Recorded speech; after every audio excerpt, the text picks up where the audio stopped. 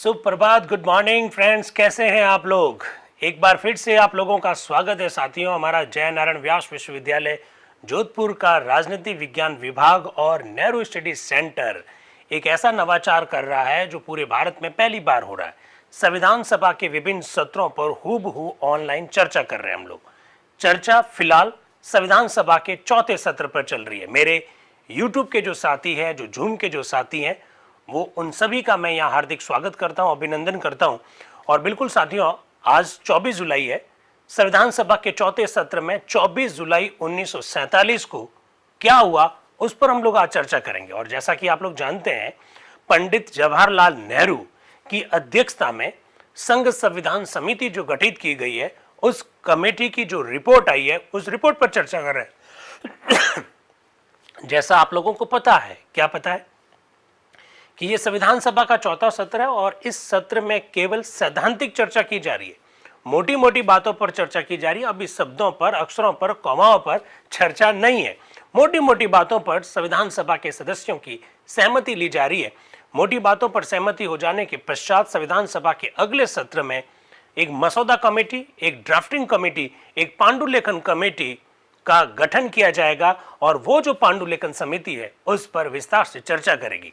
फिलहाल हम बात करेंगे 24 जुलाई 1947 को क्या हुआ उस पर। और मैंने मेरे मित्रों से कई बार यह आग्रह किया है, लेकिन पता नहीं उनको मेरी बात शायद समझ में नहीं आई होगी। प्लीज आप अपने मोबाइल का जो ब्रांड नेम है उसको चेंज कर दीजिए और अपना खुद का नाम लिखिएगा, ताकि अटेंडेंस में किसी भी प्रकार की कोई दिक्कत ना हो। तो यूट्यूब वालों और जूम वालों, आज 24 जुलाई है, कल 25 जुलाई है। 25 जुलाई को क्या होगा उस पर तो अलग से बात करेंगे। और देश में 25 जुलाई को भारत के जो नए राष्ट्रपति हैं वो शपथ लेंगे, उस पर भी कल चर्चा करेंगे। लेकिन फिलहाल 24 जुलाई 1947 को संविधान सभा में क्या हुआ, इस विषय पर अपनी चर्चा को आज आगे बढ़ा रहे हैं। आ जाइए, देख लीजिए क्या हो रहा है।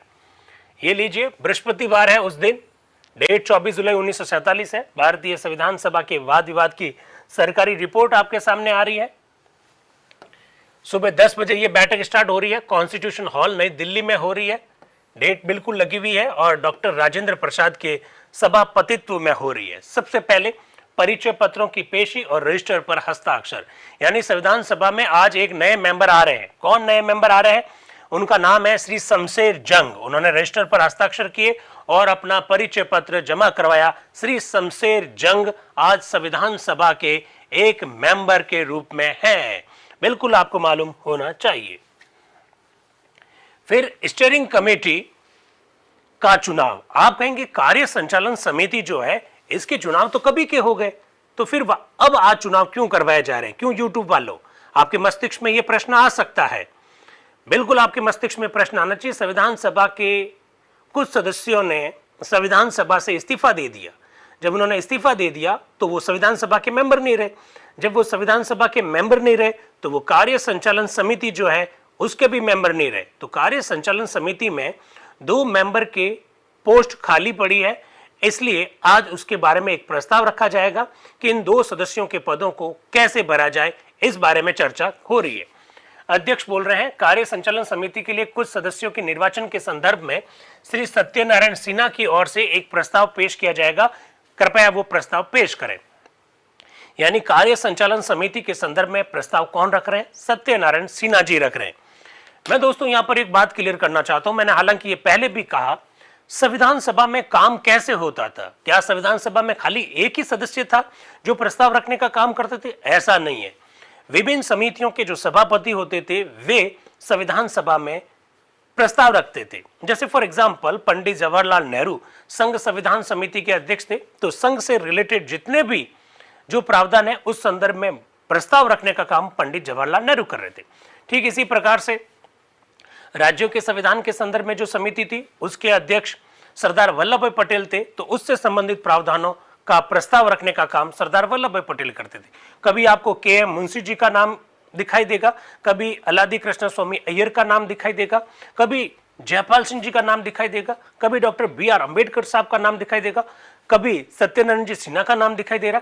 पहले आपने देखा जे.बी. कृपलानी जी का भी नाम दिखाई दे रहा। इसका मतलब संविधान के निर्माण में बहुत सारे लोगों का योगदान तो था ही था, साथ ही साथ इस संदर्भ में इनिशिएट करने के लिए केवल एक ही व्यक्ति पर जिम्मेदारी नहीं डाली गई थी, बहुत सारे लोगों को बहुत सारी जिम्मेदारियां दी गई थी।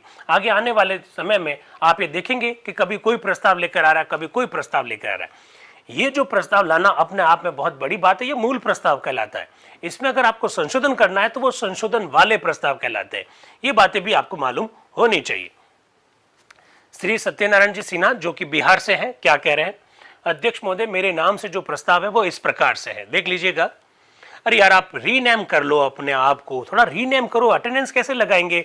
बड़ी दिक्कत आ रही है, फिर सर्टिफिकेट को लेकर प्रॉब्लम होगी। हम तो रोजाना जोड़ते थे, फीडबैक भी दिया, पर ठीक है, अच्छी बात है। I request all of you, अपना रीनेम जरूर करें आप। फिर सत्यनारायण जी सिन्हा प्रस्ताव रख रहे हैं, यह निश्चय किया गया है कि यह सभा संविधान सभा की नियमावली के नियम 40(5) में उल्लेखित विधि के अनुसार कार्य संचालन समिति के 2 सदस्यों का निर्वाचन करती है। ये इन्होंने प्रस्ताव रखा और इस प्रस्ताव को तुरंत स्वीकार कर लिया जाएगा। अध्यक्ष ने कहा कि क्या कोई सदस्य इस प्रस्ताव के संदर्भ में कुछ कहना चाहता है? कुछ नहीं बोला तो प्रस्ताव स्वीकार हो गया। यानी कार्य संचालन समिति के 2 मेंबर्स अब आएंगे। नए मेंबर्स कौन आएंगे वो तो आगे बताया जाएगा। डॉक्टर राजेंद्र प्रसाद ने कहा, क्या कहा जरा सुनिएगा।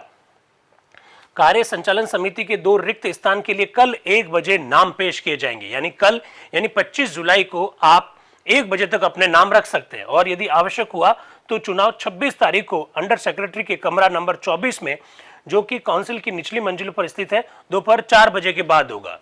उन्होंने कहा कि अगर चुनाव की आवश्यकता पड़ी तो 26 जुलाई को चुनाव होंगे, ऐसा वो कह रहे हैं। दोस्तों, मैं यहीं पर आपको रोकना चाहता, मैं चाहता था तो इस बात को यहां पर छोड़ सकता था, लेकिन मैंने छोड़ा नहीं। क्यों नहीं छोड़ा, जरा सुनिएगा। 26 जुलाई और 27 जुलाई 1947 को संविधान सभा की कोई बहस नहीं हुई। ये बात मैंने आपको 3 से 4 बार बताई। जिस तरह से 19 और 20 जुलाई को बहस नहीं हुई, उसी तरह से 26 और 27 जुलाई को भी संविधान सभा की कोई बहस नहीं हुई। इसका क्या मतलब है? इसका मतलब है कि डॉक्टर राजेंद्र प्रसाद कह रहे हैं कि कार्य संचालन समिति के जो 2 नए मेंबर लिए जाने हैं, उसके लिए जो फॉर्म है आप 25 जुलाई की दोपहर 1 बजे तक भर सकते हैं, और अगर चुनाव करवाने की आवश्यकता हुई तो 26 जुलाई को 4 बजे हम लोग चुनाव करवाएंगे। यहां पर मैं आपको रोकना चाहता हूं, यहां पर मैं आपको एक आगाह करना चाहता हूं, क्योंकि मैंने पहले से बता दिया कि 26 जुलाई को कोई बैठक नहीं हुई। इसका सीधा सा मतलब है कि 25 जुलाई को 2 ही फॉर्म भरे गए होंगे। इसका मतलब 2 सीटें खाली थी, 2 ही फॉर्म भरे गए होंगे। ये कल्पना कर रहा हूं आपके सामने, क्योंकि अगर 2 से ज्यादा फॉर्म भरे होते तो 26 जुलाई को चुनाव होते। क्योंकि 26 जुलाई को तो संविधान सभा की बैठक ही नहीं हुई, इसका मतलब कल हमको 25 जुलाई का इंतजार करना पड़ेगा। संविधान सभा में डॉक्टर राजेंद्र प्रसाद किस बात की घोषणा करेंगे, फॉर्म 2 आए कि फॉर्म आए कि नहीं आए, ये सारी बातें कल के गर्भ में है। तो ये बातें आपको मालूम होनी चाहिए। अगर आप एक्टिवली पार्टिसिपेट करोगे तो आपको बात समझ में आ जाएगी।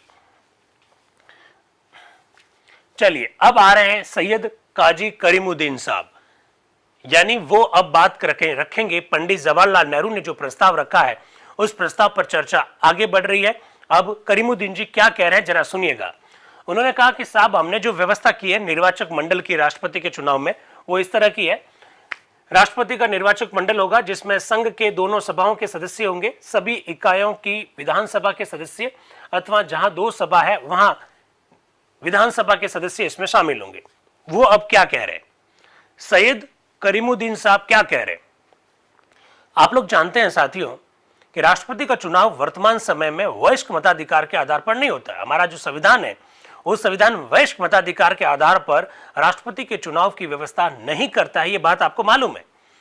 तो संविधान सभा में इसको लेकर क्या बहस हुई, जरा देखिएगा। देखिए, राष्ट्रपति का चुनाव वयस्क मताधिकार के आधार पर करने के संदर्भ रखने वाले सभी संशोधन यद्यपि वापस ले लिए गए, फिर भी मैं इस सभा को समझाना चाहता हूं कि यह निर्वाचन वयस्क मताधिकार के आधार पर क्यों होना जरूरी है।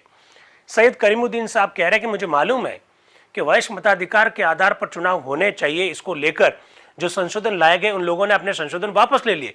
फिर भी मैं बताना चाहता हूं कि वयस्क मताधिकार के आधार पर राष्ट्रपति का चुनाव क्यों होना चाहिए, इसके कुछ वो कारण बतलाते हैं, जरा देखिएगा। इस विषय में निर्णय मुख्यतः इस बात पर निर्भर करता है कि हम शासन करने की पद्धति कैसे अपनाते हैं। हम संसदीय शासन व्यवस्था अपनाते हैं या अध्यक्षात्मक शासन व्यवस्था अपनाते हैं, इस बात पर निर्भर करेगा कि भारत में राष्ट्रपति का चुनाव किस तरह से हो। मेरा विचार है कि भारत में विरोधी राजनीतिक दलों विभिन्न सिद्धांतों तथा अन्य बहुत सी विभिन्न बातों को देखते हुए देश में शांति और व्यवस्था को कायम रखने के लिए और मंत्रिमंडल में सभी दलों के प्रभावशाली प्रतिनिधित्व की दृष्टि से ये आवश्यक है कि शासन प्रबंध जो है वो संसदीय शासन व्यवस्था वाला नहीं होना चाहिए। सैयद करीमुद्दीन साहब कहते हैं कि we should not adopt parliamentary system of the government, हमें संसदीय शासन व्यवस्था नहीं अपनानी चाहिए, ऐसा सैयद करीमुद्दीन साहब कह रहे हैं। फिर वो कह रहे हैं वयस्क मताधिकार के सिद्धांत पर अमल न करने के लिए केवल एक तर्क पेश किया गया है कि निर्वाचन करने के लिए बहुत बड़ी व्यवस्था करनी पड़ेगी।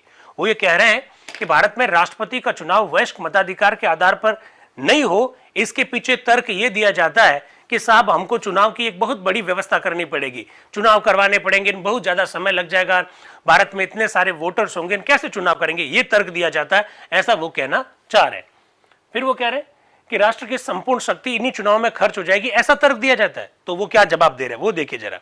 वो कह रहे हैं परंतु ये तो कोई कारण नहीं हुआ, ये कोई कारण हुआ क्या कि राष्ट्रपति का चुनाव में बहुत वक्त लग जाएगा, बहुत समय लग जाएगा, बहुत पैसा खर्च हो जाएगा, बहुत कठिनाई आ जाएगी, इसलिए राष्ट्रपति का चुनाव वयस्क मताधिकार के आधार पर ना किया जाए, ये कोई कारण हुआ क्या, ऐसा वो कह रहे हैं। फिर वो कह रहे हैं अमेरिका जैसे देश में राष्ट्रपति का निर्वाचन वयस्क मताधिकार से होता है और मेरा विचार है कि यदि राष्ट्रपति का चुनाव हर 5वें या 4थे वर्ष वयस्क मताधिकार से हो तो उससे आम जनता को जागृत करने का अवसर मिल सकेगा, उसके सामने महत्वपूर्ण आर्थिक समस्या रखी जाएगी। यदि राष्ट्रपति का निर्वाचन अखिल भारतीय आधार पर होगा तो इससे आम जनता में जागृति पैदा की जाएगी, ऐसा करीमुद्दीन साहब कह रहे हैं। वो कह रहे 4 या 5 साल में राष्ट्रपति का चुनाव एक बार होता है और उसमें अगर आम जनता पार्टिसिपेट करती तो क्या दिक्कत आएगी। राष्ट्रपति के चुनाव में आर्थिक समस्याओं पर चर्चा होगी, इससे देश की जनता में जागरूकता आएगी, ऐसा सैयद करीमुद्दीन साहब कहना चाह रहे हैं। इसको भी थोड़ा सा आप ध्यान रखिए। करीमुद्दीन साहब का जो तर्क है वो मैंने आपके सामने रखा है। इसके बाद में मैसूर से आ रहे हैं मोहम्मद शरीफ साहब, वो क्या कह रहे हैं वो भी आप देखेंगे कि वयस्क मताधिकार के आधार पर राष्ट्रपति के चुनाव का समर्थन करते हुए आपको दिखाई देंगे। क्या कह रहे हैं, श्रीमान मेरी राय में संघ के राष्ट्रपति का निर्वाचन वयस्क मताधिकार के आधार पर होना चाहिए। यह सर्वथा वांछनीय होगा कि जो व्यक्ति कार्यपालिका चलाएगा और जिसे इतने अधिकार और जिम्मेदारियां सौंपी जाएगी उसका चुनाव इसी आधार पर किया जाए। वो एक्चुअली में कह रहे हैं कि भारत के राष्ट्रपति को आप इतनी सारी शक्तियां देने जा रहे हैं, वो कार्यपालिका का संचालन करेगा और ये सब बातें होते हुए भी आप देश के राष्ट्रपति का चुनाव वयस्क मताधिकार के आधार पर क्यों नहीं करना चाहते हैं, ऐसा मोहम्मद शरीफ साहब जो कि मैसूर से आते हैं वो प्रश्न उठाते हैं। आगे क्या बोल रहे हैं, प्रत्येक अधिकृत मतदाता को यह संतोष होना चाहिए कि जो व्यक्ति सारे राष्ट्र का शासक होगा उसके चुनाव में उसका भी हाथ हो। क्या गजब की बात कही है। देश की जनता को इस बात का एहसास होना चाहिए कि देश की शासन व्यवस्था कि बागडोर जिसके हाथ में है उसके चुनाव में उनका भी हाथ है। आम जनता को इस बात की अनुभूति होनी चाहिए कि देश की बागडोर जिनके हाथ में है उनको चुनने में उनकी भी भूमिका है, ऐसा मोहम्मद शरीफ साहब अपने उद्बोधन में कह रहे हैं। फिर वो कह रहे हैं ये कहा गया था कि यदि इस तरीके पर अमल किया जाए तो उसमें बहुत सा समय बर्बाद हो जाएगा और खासकर ऐसे मौकों पर जबकि जनता की जानकारी और साक्षरता का स्तर इतना ऊंचा नहीं है, इस प्रणाली पर संतोषजनक रूप से अमल नहीं हो सकेगा। वो ये कह रहे क्या क्या तर्क दे रहे हो, टाइम बहुत ज्यादा लग जाएगा, देश की जनता में जागरूकता नहीं है, इसलिए वयस्क मताधिकार के आधार पर चुनाव नहीं होना चाहिए, ये कोई बात हुई क्या, ऐसा मोहम्मद शरीफ साहब कहना चाह रहे हैं। फिर वो कह रहे हैं यह भी तर्क पेश किया गया था कि यदि इस तरीके पर काम किया गया तो भ्रष्टाचार, रिश्वतखोरी और इसी प्रकार की अन्य बहुत सी घृणित और दूषित प्रवृत्तियों को प्रोत्साहन मिलेगा। श्रीमान मेरे विचार में इस प्रणाली से प्राप्त होने वाले लाभों की अपेक्षा कठिनाइयां बहुत कम है। मोहम्मद शरीफ साहब कह रहे हैं कि साहब ये क्या क्या तर्क दे रहे हो कि इससे भ्रष्टाचार बढ़ेगा, इससे रिश्वतखोरी बढ़ेगी, दूसरी घृणित प्रवृत्तियां डेवलप हो जाएगी। बिल्कुल गलत है साहब। मैं तो ये कहना चाहता हूं कि इस प्रणाली को अपना देने से जो लाभ होगा उसकी तुलना में घाटा बहुत कम होगा, उसकी तुलना में कठिनाइयां बहुत कम आएगी, ऐसा मोहम्मद शरीफ साहब कहना चाहते हैं। तो बिल्कुल ये बात आपको मालूम होनी चाहिए। इसके बाद में श्री तजमुल हुसैन साहब आ रहे हैं, ये बिहार से हैं। वो क्या कह रहे हैं जरा देखिएगा। वो कह रहे हैं कि साहब आपने जो लिखा है उसके तहत इसका जो पद का जो नाम है आपने प्रेसिडेंट लिखा है और कोई भी रिपब्लिक में कोई भी व्यक्ति नागरिक जिसकी आयु 35 वर्ष की हो वो राष्ट्रपति चुना जा सकता है। ये आपने क्वालिफिकेशन लिखी है। श्रीमान इस बारे में एक संशोधन पेश किया गया कि राष्ट्रपति का चुनाव बारी बारी से हो, अर्थात एक बार राष्ट्रपति उत्तरी दिशा से चुना जाए, दूसरी बार राष्ट्रपति दक्षिण दिशा से चुने जाए। ऐसा मैंने आप लोगों को बताया भी था और कल शायद ये प्रश्न भी आप लोगों के फीडबैक में था। मेरे हिसाब से जवाब दिया होगा। क्यों बगाराम जी, सही जवाब तो दिया है? हाँ हरमन जी, हरमन राम जी यही नाम है आपका? क्या बात है हरमन, आप तो मन को हर लेते हो, सीनियर टीचर है, वेरी नाइस, क्या बात है। कुंदन जी, आपका नाम क्या है? ओमी कुंदन जी है। 007 क्यों लिख रखा है? नाम तो चेंज करिए, पूरा ढंग से जो नाम है वो लिखिएगा, हमको अटेंडेंस में दिक्कत नहीं रहेगी। फिर आप कहोगे कि हमारे नाम में ये चेंज कर दिया ना आपने, ये चेंज कर दिया ना। हमारा संस्थान में सर्टिफिकेट का ड्राफ्ट हमने एक बार फिर बना लिया है, अटेंडेंस रोजाना ली जा रही है, और जैसे जिन लोगों की 10 दिन की उपस्थिति हो जाएगी उनके सर्टिफिकेट पहले ही तैयार कर देंगे। सुन लीजिए, 14 दिन का अपना ये जो वर्कशॉप रोजाना जो चलने वाला है उसमें जिनकी 10 दिन की अटेंडेंस हो जाएगी उनका सर्टिफिकेट पहले तैयार कर लेंगे हम लोग, क्योंकि मिनिमम 10 चाहिए, तो 10 का कैटेगरी में आते ही सर्टिफिकेट तैयार हो जाएंगे। तो मेरा आप लोगों से रिक्वेस्ट है, मैं बार बार कह रहा हूं कि अपना जो है रीनेम कर लीजिए वरना दिक्कत आएगी। चलिए, तो राष्ट्रपति का चुनाव बारी बारी से होना चाहिए। इसके लिए माननीय प्रस्तावक महोदय ने जो दलील पेश की है कि दक्षिण भारत के लोग उत्तरी भारत से सर्वथा विभिन्न है, मेरी राय में ये बहुत खतरनाक सिद्धांत है। यदि आप ये सिद्धांत स्वीकार करते हैं तो राष्ट्रपति के चुनाव के लिए स्थान सुरक्षित रखा जाए तो ये हो सकता है कि प्रत्येक प्रांत ये दावा करे। तजमुल हुसैन साहब कह रहे हैं कि ये गलत बात है यार, कभी उत्तर से होना चाहिए कभी दक्षिण से होना चाहिए। ऐसा अगर आप करोगे तो हर प्रांत ये दावा करने लग जाएगा कि हमारे यहाँ से क्या होना चाहिए, राष्ट्रपति होना चाहिए। फिर वो कह रहे हैं कि मिसाल के तौर पर पश्चिम बंगाल के लोग ये कह सकते हैं कि वे शेष भारत से बिल्कुल भिन्न है। जैसे ही तजमुल हुसैन साहब ने ये बात कही, कई सारे सदस्य बोले नहीं नहीं नहीं ऐसा नहीं है, हम ऐसा नहीं कह रहे हैं, ऐसा वो कह रहे हैं। फिर तजमुल हुसैन साहब कह रहे हैं मुझे बहुत खुशी है कि एक आवाज नई नई नई की आई है, ये बहुत अच्छी बात है कि सारा भारत एक है, लेकिन ये उत्तर से एक राष्ट्रपति होना चाहिए, दक्षिण से एक राष्ट्रपति होना चाहिए, इस प्रकार का सिस्टम मत कीजिएगा, ऐसा वो कह रहे हैं। तजमुल हुसैन साहब अपना तर्क देते हुए ये बात रख रहे हैं। अरे कहां जा रहा है भाई? इसके बाद में आ रहे हैं HR गुरव रेड्डी साहब, जो कि देशी राज्य मैसूर से आते हैं। रेड्डी साहब क्या कह रहे हैं? उनका नाम है HR गुरव रेड्डी। इनका क्या तर्क है ये भी देख लीजिएगा। अध्यक्ष महोदय, कल मैं नॉमिनेशन के संदर्भ में हो रही बहस और खासकर उनके संदर्भ में रखने वाले सिद्धांतों में बड़ी दिलचस्पी ले रहा था। हमारे एक योग्य सहयोगी कह रहे थे कि नॉमिनेशन की प्रणाली को खासकर रियासतों में समाप्त कर देना चाहिए और यदि इस प्रणाली का कहीं और अपनाया जाए तो वह आपत्तिजनक नहीं होगी। श्रीमान, मुझे इस सुझाव पर यह तर्क समझ में नहीं आया। यदि नॉमिनेशन की प्रथा बुरी है तो वह सभी जगह बुरी है, और अगर हम उसे स्वीकार करते हैं तो सैद्धांतिक दृष्टि से सभी जगह मानना चाहिए। मेरी समझ में ये बात नहीं आती है कि यदि कोई निर्वाचित व्यक्ति नॉमिनेशन की प्रणाली पर अमल करता है तो हम उसे पवित्र और युक्ति क्यों समझते हैं। वो एक्चुअली में जिस तरह से देशी रियासतों में विधानसभाओं में सदस्यों के मनोनयन का जो सिस्टम रहा है उसकी ओर संकेत कर रहे हैं। आप लोग जानते हैं, कल आप लोगों को बार बार बताया गया कि राष्ट्रपति के निर्वाचक मंडल में विधानसभा के सदस्य भाग लेंगे, तो वो कह रहे हैं कि विधानसभा के जो सदस्य हैं वो तो आ कैसे रहे, कुछ लोग जमींदार हैं, कुछ लोग संपत्ति वाले हैं, कुछ लोग उद्योगपति, ये लोग आ रहे हैं और ये लोग राष्ट्रपति के चुनाव में भाग लेंगे, तो ये सिस्टम ठीक नहीं है। उसी की ओर इशारा करते हुए ये बात कहना चाह रहे हैं। तो ये बिल्कुल आपको मालूम होना चाहिए कि किस तरह की बातें संविधान सभा में चल रही है, और अलग अलग लोग जो रियासतों के हैं, कोई कहीं से हैं, वो अपने अपने हिसाब से इस संदर्भ में विभिन्न जो तर्क हैं वो आप लोगों के सामने रख रहे हैं। ठीक है। पंडित लक्ष्मीकांत मैत्र, पश्चिम बंगाल, एक मेरे मित्र क्या कह रहे हैं, सर तीसरे सत्र का सर्टिफिकेट अभी तक नहीं आया। क्यों नहीं आया? क्यों नहीं आया? कुछ गलतियां रही होगी तभी तो नहीं आया होगा, या तो फीडबैक में कमी होगी। आप मुझे यहाँ तर्क वितरण ना करें, कुछ फीडबैक में कमी रही होगी, आपने नाम ही अपना नहीं लिखा होगा, फॉर्म भर लिया होगा और आप चाह रहे हैं कि एक सर्टिफिकेट मिल जाए। ऐसे थोड़ी होता है। मैं इसलिए तो बार बार क्यों कह रहा हूँ कि ID नेम चेंज कीजिए। मैं ID नेम चेंज करने के लिए इसलिए तो कह रहा हूँ, कुछ तो कमियां रही होगी ना, तभी तो प्रॉब्लम होगी, वरना हमको एक कागज, वो भी ऑनलाइन कागज देने में क्या दिक्कत है बताओ। आप मुझे बताओ, हमको क्या दिक्कत है? आपसे हमारी कोई दुश्मनी है क्या? हम तो चाहते हैं कि ज्यादा से ज्यादा लोगों तक इस प्रकार के कागज पहुंचे, लेकिन कुछ तो रहा होगा, कुछ तो रहा होगा, रही होगी उनकी भी कुछ मजबूरियां, वरना यूं ही कोई बेवफा नहीं होता।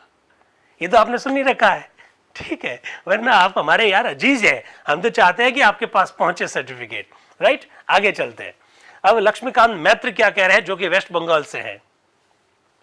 श्रीमान, मैं कोई भाषण देना नहीं चाहता, मैं ये कहना चाहता हूं कि हम जिस रफ्तार से चल रहे हैं। अरे वाह, लक्ष्मीकांत मैत्र बड़ी जबरदस्त बात कह रहे हैं। वो कह रहे हैं श्रीमान, मैं कोई भाषण देने नहीं चाहता हूं, पर जिस गति से हम लोग काम कर रहे हैं संविधान के निर्माण का, उसके हिसाब से तो सर सालों लग जाएंगे। लक्ष्मीकांत मैत्र कह रहे हैं, क्या कह रहे हैं जरा सुनिएगा।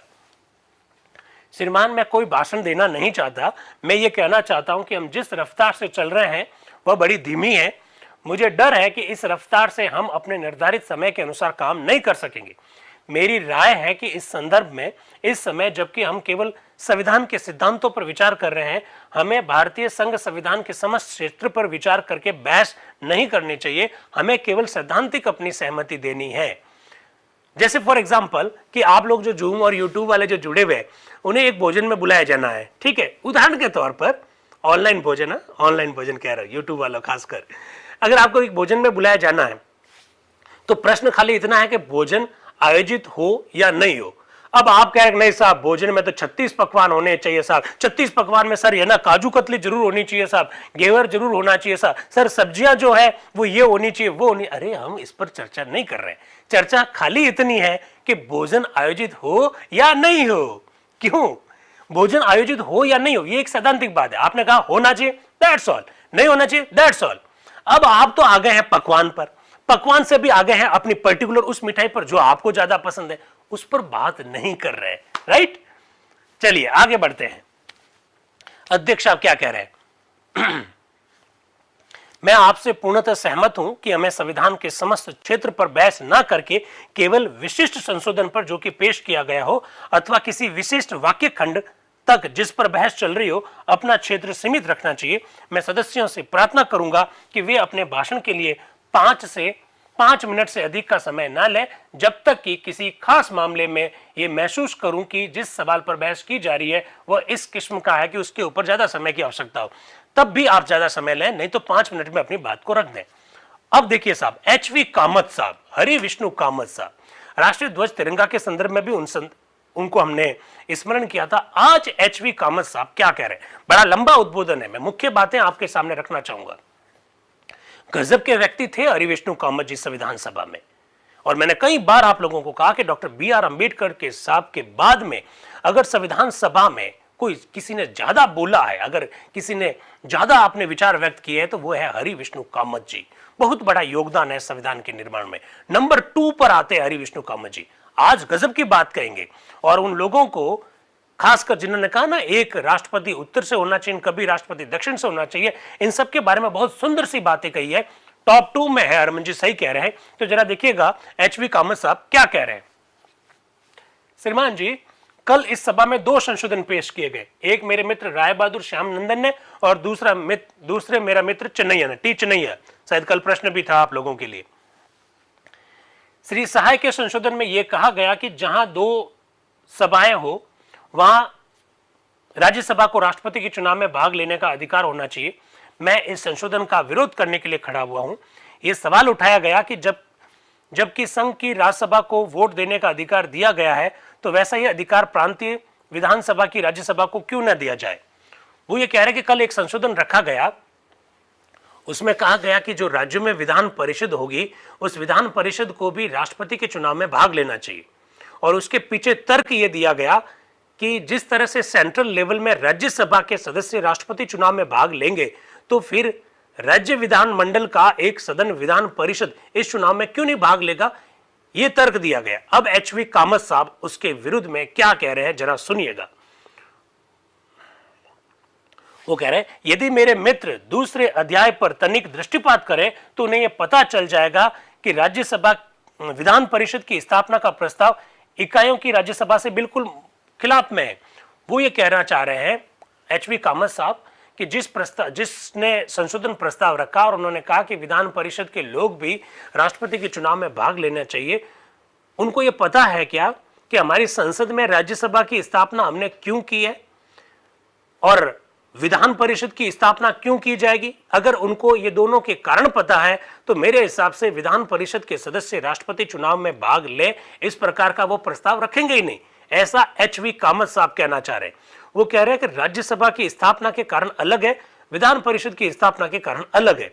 अब देखिए, कई बार मेरे मित्र क्लासेस में प्रश्न पूछते हैं और मेरे जो संविधान वीर जो बैठे हैं उनको ये मालूम होना चाहिए, आपसे भी क्लासेस में प्रश्न पूछे जाएंगे कि साहब विधान परिषद के सदस्य चुनाव में भाग क्यों नहीं लेते हैं राष्ट्रपति के, तब एचवी कामत साहब का ये तर्क काम आएगा। राज्यसभा की स्थापना अलग कारण से हुई है, विधान परिषद की स्थापना अलग कारण से हुई है। अगर आपको वो कारण पता है तो आप ये प्रश्न कभी भी नहीं पूछेंगे। सुनिएगा जरा वो क्या कह रहे हैं। इसके अलावा हमने राष्ट्रपति को संघीय पार्लियामेंट का एक अविच्छिन्न अंग स्वीकार किया। क्या गजब का तर्क है यार भाई, मान गए। हम क्या कहते हैं, विधान परिषद के सदस्य राष्ट्रपति चुनाव में भाग नहीं लेते, इसके पीछे क्या तर्क देते कि साहब सभी राज्यों में विधान परिषद नहीं है। ऐसा ही तो कहते हैं उमेश कुमार जी, ऐसे ही तो कहते हैं कि भाई सभी राज्यों में विधान परिषद नहीं है, इस वजह से वे राष्ट्रपति चुनाव में भाग नहीं लेते। यहां गजब का तर्क दिया एचवी कामत साहब ने। वो क्या कह रहे हैं, कह रहे भाई साहब हमने संघ की संसद जो है उस संसद में राष्ट्रपति को संसद का अंग बनाया है। हमने संसद में राष्ट्रपति को संसद का अंग बनाया है, इसलिए संसद के सदस्य तो राष्ट्रपति चुनाव में भाग लेंगे ही। ऐसा एचवी कामत साहब कह रहे हैं। क्या गजब का तर्क आ रहा है, जिसमें राष्ट्रपति, लोकसभा और राज्यसभा तीनों के लोग शामिल होते हैं संसद में, इसलिए वो तो चुनाव में भाग लेंगे ही। ये ऐसा इन्होंने बात कही।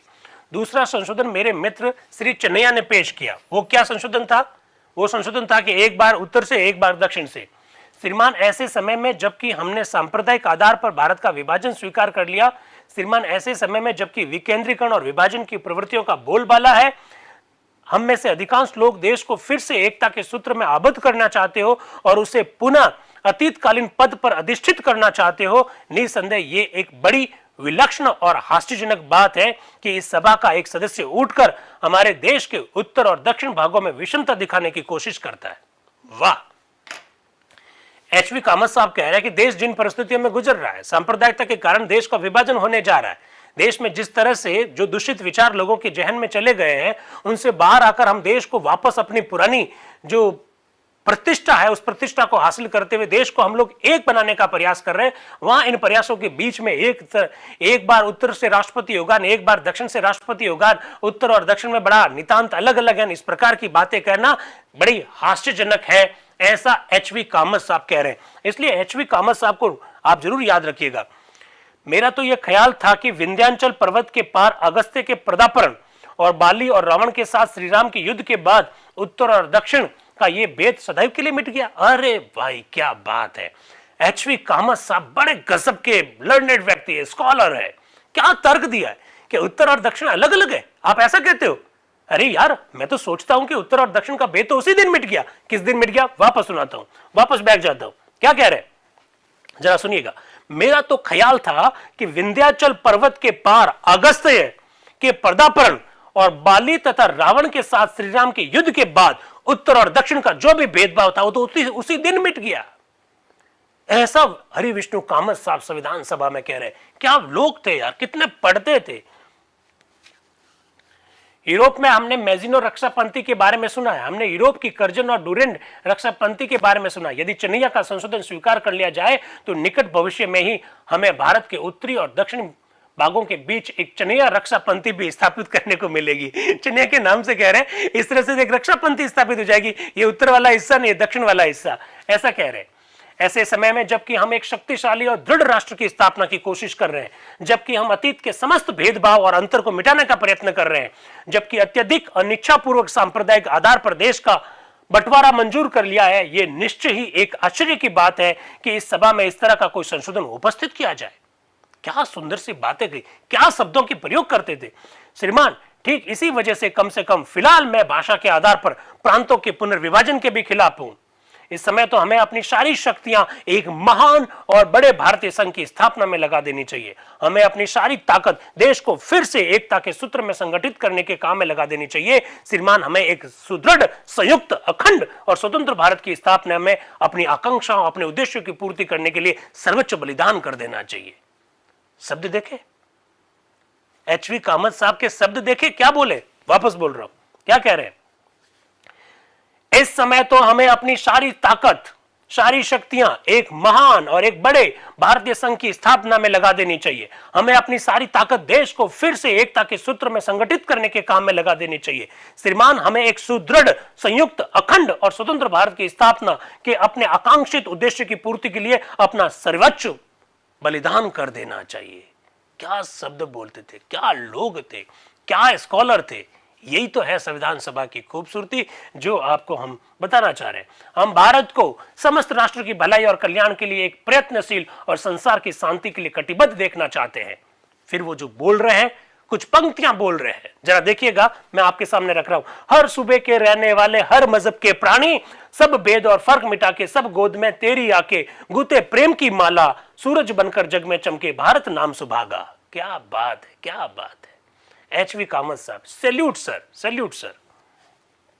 मैं इस सिद्धांत का विरोध करता हूं जिसका प्रतिपादन कल मेरे मित्र श्री चिन्नैया ने उत्तर और दक्षिण भारत को पृथक करने की कोशिश करते हुए किया था। इसका मैं क्या कर रहा हूं, विरोध करता हूं, ऐसा एच.वी. कामत साहब कह रहे हैं। फिर वो क्या कह रहे हैं, अब सुनना भाई। अभी तक तो एच.वी. कामत साहब बड़ी सहज और बड़े मृदु भाषा का प्रयोग करते हुए इस तर्क को खारिज कर रहे थे कि उत्तर और दक्षिण में भारत का विभाजन मत करो। फिर वो क्या कर रहे हैं, उनको गुस्सा आया, वो क्या कह रहे हैं। 24 जुलाई 1947 के दिन की हम लोग चर्चा कर रहे हैं संविधान सभा में। भारत आजाद होना बाकी है, देश का विभाजन होने जा रहा है, और देश में कुछ रियासतें ऐसी थी जो हमको आंखें दिखा रही थी।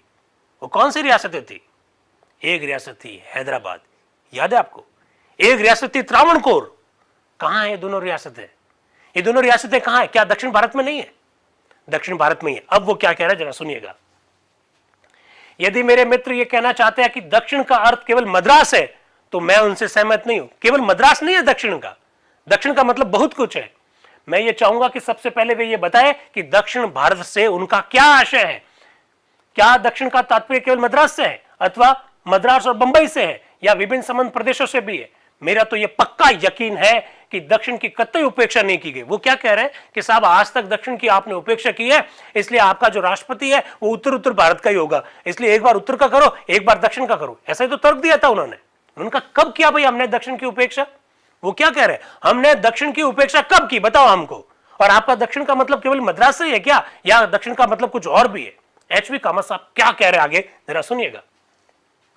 आज दक्षिण भारत की ही रियासतें कौन कौन सी, हैदराबाद और त्रावणकोर, हमें सबसे अधिक परेशान कर रही है। एच.वी. कामत साहब क्या कह रहे हैं, आज दक्षिण भारत की दो रियासतें हैदराबाद और त्रावणकोर हमें सबसे परेशान कर रही है, सबसे अधिक परेशान कर रही है। अगर इसकी वजह उपेक्षा है और यदि इसकी वजह महत्वहीन होता है, तो श्रीमान मुझे ये नहीं मालूम कि मेरे मित्र का वास्तविक आशय क्या है। दक्षिण की ये दोनों रियासतें श्रीमान आज हमारे अधिकांश राजनीतिज्ञों और नेताओं के लिए आधुनिक राजनीति के क्षेत्र में बहुत भारी परेशानी पैदा कर रही है। एच.वी. कामत साहब सरकार में मंत्री नहीं थे, मैं बता देना चाहता हूं। हरि विष्णु कामत साहब सरकार में मंत्री नहीं थे, लेकिन उनके उद्गार जो है वो क्या कह रहे हैं, हमारी सरकार को सबसे ज्यादा अगर कोई रियासतें परेशान कर रही है आज के दिन, तो वो हैदराबाद और त्रावणकोर है। और आप फिर भी ये कह रहे हो कि दक्षिण की उपेक्षा की गई है। ऐसे कैसे कह रहे हो? यदि मेरे मित्र के विचार में दक्षिण भारत की उपेक्षा की गई है, तो श्रीमान मेरी समझ में नहीं आता है कि ये बात कैसे भूल जाते हैं कि बंबई और मद्रास के प्रमुख राजनीतिज्ञों ने राजनीतिक प्रगति और हमारी मातृभूमि के राजनीतिक विकास में कितना महत्वपूर्ण ढंग से भाग लिया। वो कह रहे हैं कि मद्रास और बॉम्बे से कितने सारे हमारे पॉलिटिशियंस ऐसे हैं जो देश के निर्माण में अपना योगदान दे रहे हैं, और फिर भी कह रहे हैं कि दक्षिण की उपेक्षा की गई है। आप लोग जानते हैं।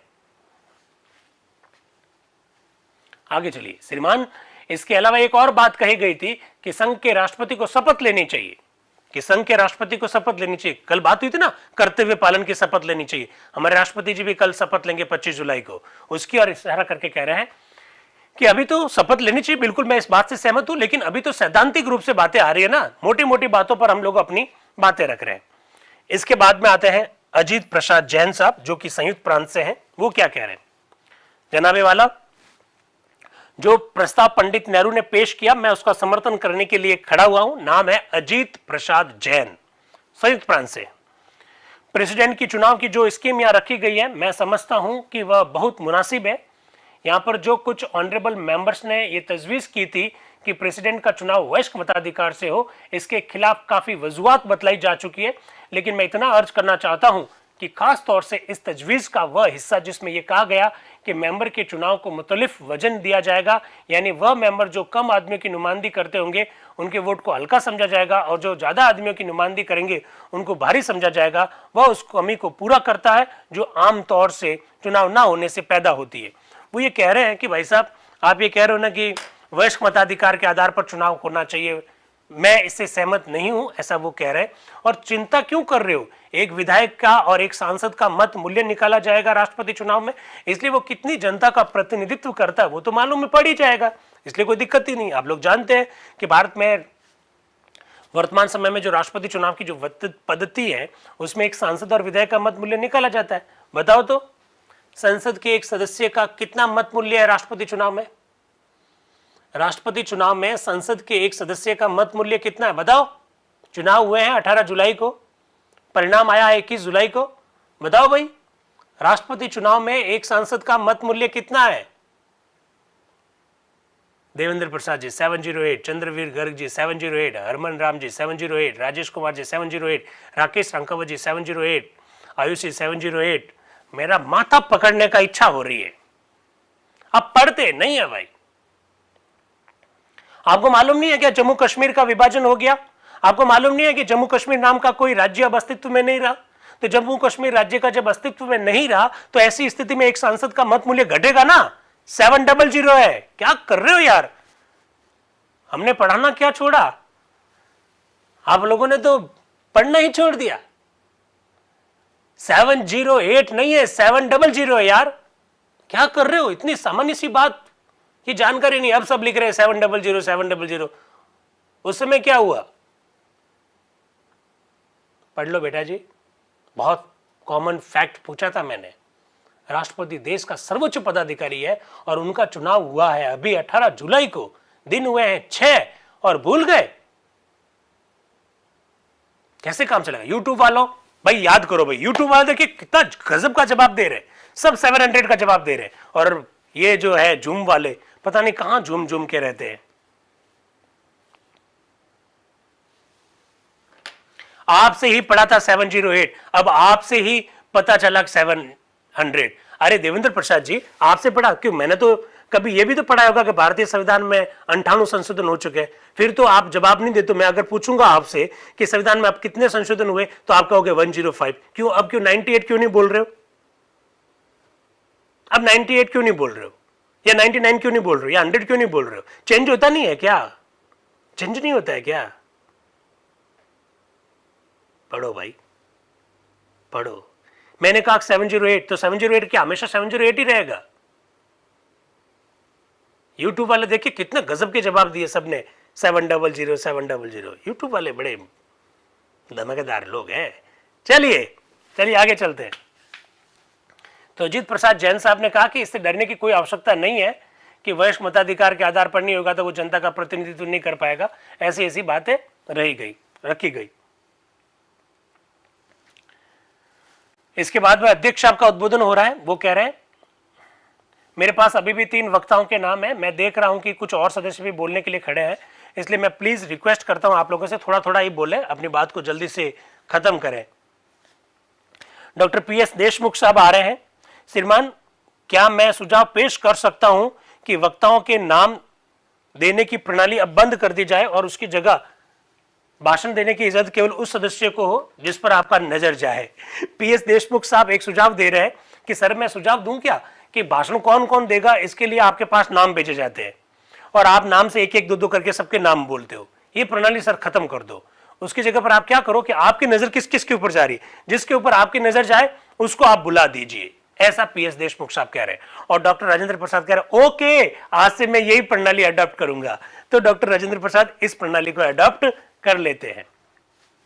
वो कहते हैं मुझे ये मंजूर है, भविष्य में मैं किसी सदस्य की पर्ची स्वीकार नहीं करूंगा, जिसकी और मेरा ध्यान जाएगा मैं उसे बुलाने की इजाजत दूंगा, मैं उसे बोलने की इजाजत दूंगा। अब युधिष्ठिर मिश्र जो कि पूर्वी रियासत के हैं वो क्या कह रहे हैं?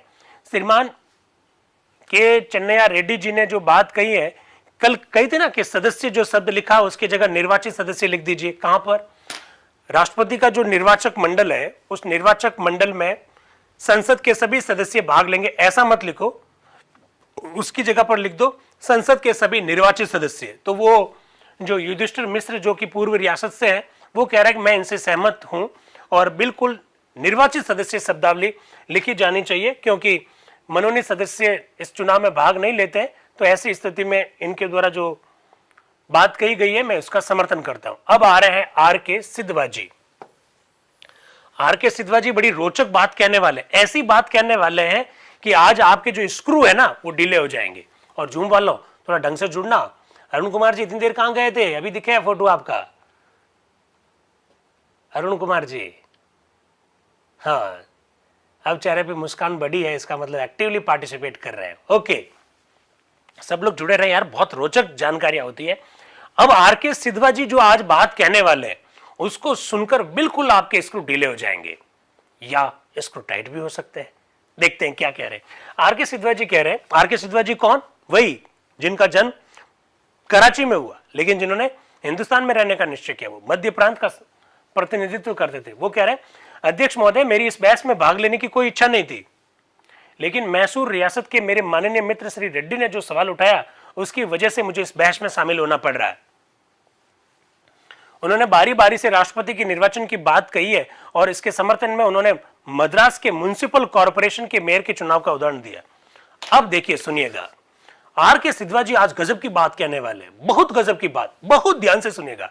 आज की बात सुनने से आपकी मस्तिष्क में जो कुछ अगर भ्रांति है तो वो भ्रांति को दूर करने में मौका मिलेगा।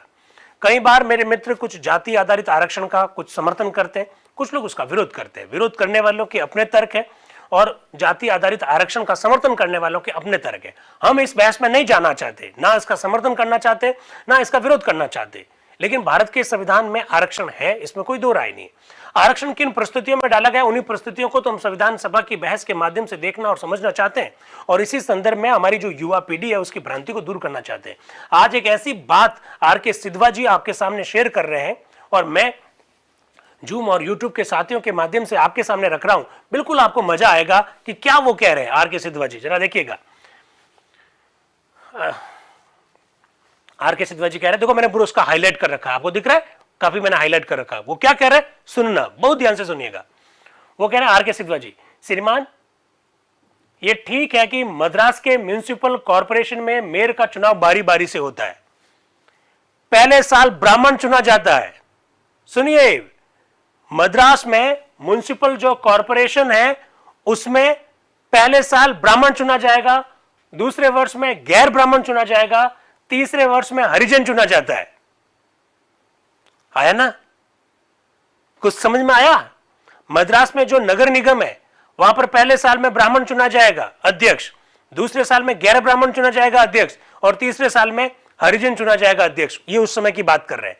फिर आगे सुनिए, मुंबई म्युनिसिपल कॉर्पोरेशन में ही ऐसी ही प्रथा प्रचलित है, पहले साल एक हिंदू चुना जाता है, दूसरे साल मुसलमान चुना जाता है, तीसरे साल एक पारसी चुना जाता है, चौथे साल एक ईसाई चुना जाता है। ऐसा सिस्टम था। आगे सुनिए, कराची म्युनिसिपल कॉर्पोरेशन में भी ऐसी ही प्रथा है, पहले साल एक पारसी चुना जाता है, दूसरे साल एक मुसलमान, तीसरे साल एक ईसाई और चौथे साल एक हिंदू।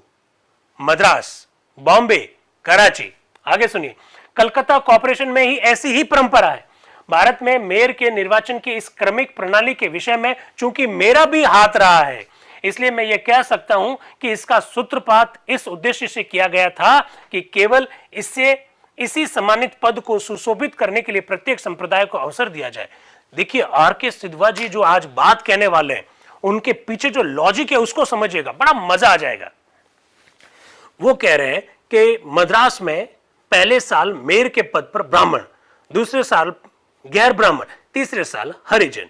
फिर वो आगे कह रहे हैं इसी प्रकार का सिस्टम बॉम्बे में भी, एक साल हिंदू, एक साल मुस्लिम, एक साल ईसाई, एक साल पारसी। फिर वो कह रहे हैं इसी प्रकार का सिस्टम कराची में भी है, वहां पर भी अलग अलग धर्म के लोग एक एक साल के लिए मेयर के पद पर चुने जाते हैं। अब सुनना, आपको बड़ा अजीब सा नहीं लगा यह सिस्टम? ये 1947 से पहले की बात कर रहे हैं। अब वो आगे क्या कह रहे हैं, वो जो कह रहे हैं उस तर्क देखिएगा। वो कह रहे हैं साहब, आप उस आधार पर हिंदुस्तान में ये चाहते हैं कि एक बार उत्तर का राष्ट्रपति बने, एक बार दक्षिण का राष्ट्रपति बने, आप इस प्रकार का सिस्टम चाहते हैं? अरे भैया, राष्ट्रपति देश का सर्वोच्च पदाधिकारी है, राष्ट्रपति देश में शक्तिशाली पद है, राष्ट्रपति के पास बहुत सारी पावर दी जाएगी।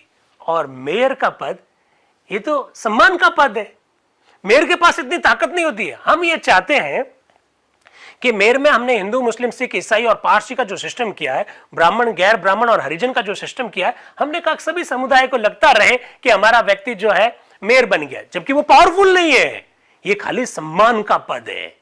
ध्यान से सुनिएगा, सम्मान का पद है, जबकि राष्ट्रपति का पद सम्मान का तो है, साथ ही साथ पावरफुल है। इसलिए इस पद पर धर्म के आधार पर, क्षेत्र के आधार पर बंटवारा करना ठीक होगा क्या, ऐसा आर.के. सिधवा जी कह रहे हैं। किसी ने कल्पना की इस प्रकार की बातों की कि संविधान सभा में ऐसे मुद्दों पर भी चर्चा होगी? जरा देखिएगा वो क्या कह रहे हैं, उनके तर्क देखिए, सुनना वापस। भारत में मेयर के निर्वाचन की इस क्रमिक प्रणाली के विषय में चूंकि मेरा भी हाथ रहा है, आर.के. सिधवा जी कह रहे हैं कि मैंने तो खुद ने इस सिस्टम को देखा है और मेरा खुद का हाथ रहा है, इसलिए मैं ये कह सकता हूं कि इसका सूत्रपात इस उद्देश्य से किया गया था कि केवल इसी सम्मानित पद को सुशोभित करने के लिए प्रत्येक संप्रदाय को अवसर दिया जाए। श्रीमान, मैं फिर कहता हूं, केवल इसी सम्मानित पद को सुशोभित करने के लिए म्युनिसिपल कॉर्पोरेशन की बैठक का अध्यक्ष का पद ग्रहण करने के अतिरिक्त मेयर को कोई और अधिकार प्राप्त नहीं है। वो तो खाली बैठक की अध्यक्षता करने का काम करता है। एक बार हिंदू कर दिया, एक बार मुस्लिम कर दिया, एक बार सिख कर दिया, एक बार ईसाई कर दिया, एक बार ब्राह्मण, एक बार गैर ब्राह्मण, एक बार हरिजन। ये तो खाली बैठक की आज की अध्यक्षता करने के लिए मेयर का पद होता, और तो कोई उसके पास पावर है नहीं। वो खुद कह रहे हैं पद ग्रहण करने के अतिरिक्त मेयर को कोई और अधिकार नहीं है। श्रीमान जी, मैं आपको विश्वास दिलाता हूं कि उसका शासन पद्धति में कोई अधिकार नहीं रहता है, यद्यपि वह संबंध नगर का सर्वप्रथम नागरिक होता है। इसलिए आप मेयर के निर्वाचन की तुलना राष्ट्रपति के चुनाव से किसी भी हालत में नहीं कर सकते हैं। क्या बात कही है। आप क्या कह रहे हैं कि साहब बॉम्बे में ये है, कराची में ये है, मद्रास में ये है, एक बार इस जाति का, एक बार इस धर्म का व्यक्ति होता है, इसकी तुलना आप राष्ट्रपति के साथ कर रहे हो। अरे भाई, मेयर तो खाली बैठक की अध्यक्षता करता है, उसके पास और कोई पावर नहीं है। चूंकि मैं इस प्रक्रिया से पूरा जुड़ा हुआ रहा हूं, इसलिए बहुत बेहतर ढंग से जानता हूं कि उनका शासन प्रबंध में कोई अधिकार नहीं होता है। इसलिए आप राष्ट्रपति के साथ उनकी तुलना मत कीजिए। क्या बात कही यार। चंद्रवीर जी गर्ग साहब, कैसा लगा? तर्क देखिए आर.के. सिधवा जी का, तर्क में दम है कि नहीं है। तो देवेंद्र प्रसाद जी, अब अपडेट हुए कि नहीं हुए? 708 या 700?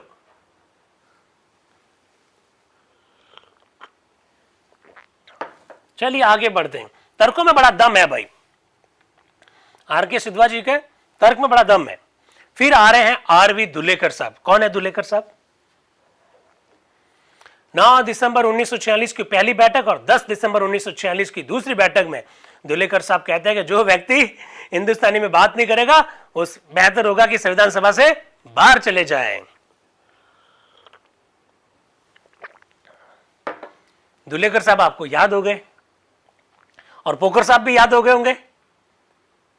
पोकर साहब भी याद हो गए, very nice. Suresh ji, poker साहब याद रहेंगे कि नहीं रहेंगे? पोकर साहब कौन है? सुरेश मेघवाल जी। पोकर साहब वो व्यक्ति है जो कह रहे हैं मुझे अंग्रेजी के अलावा कोई दूसरी भाषा समझ में नहीं आती है।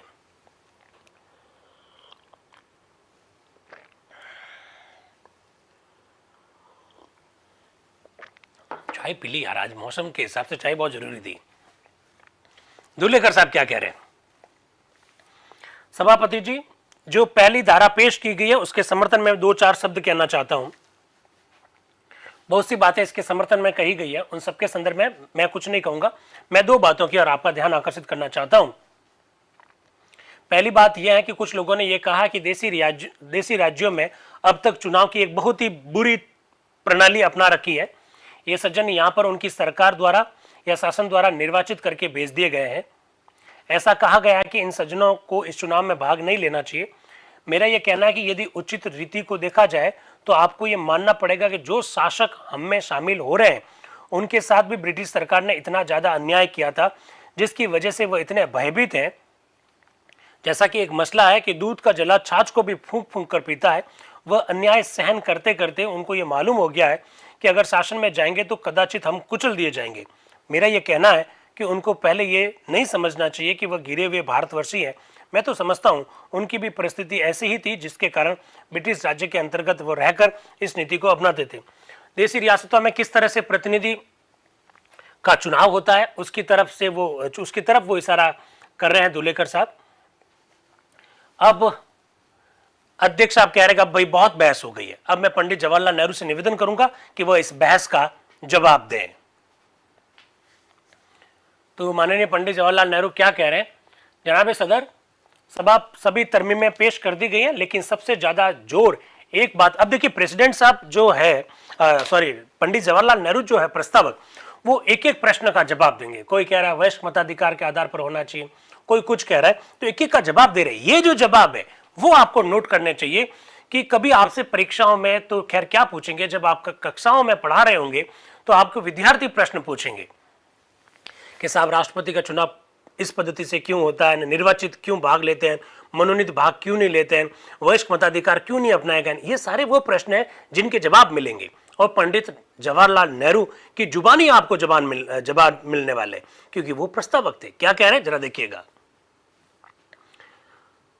लेकिन सबसे ज्यादा जोर इस बात में दिया गया कि प्रेसिडेंट का चुनाव वयस्क मताधिकार के आधार पर हो, यानी हर एक व्यक्ति को चुनाव में शामिल होने का अधिकार हो।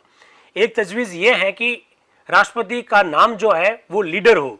एक तरमीम यह है कि प्रेसिडेंट या राष्ट्रपति एक दफा उत्तर से हो और एक दफा दक्षिण से हो।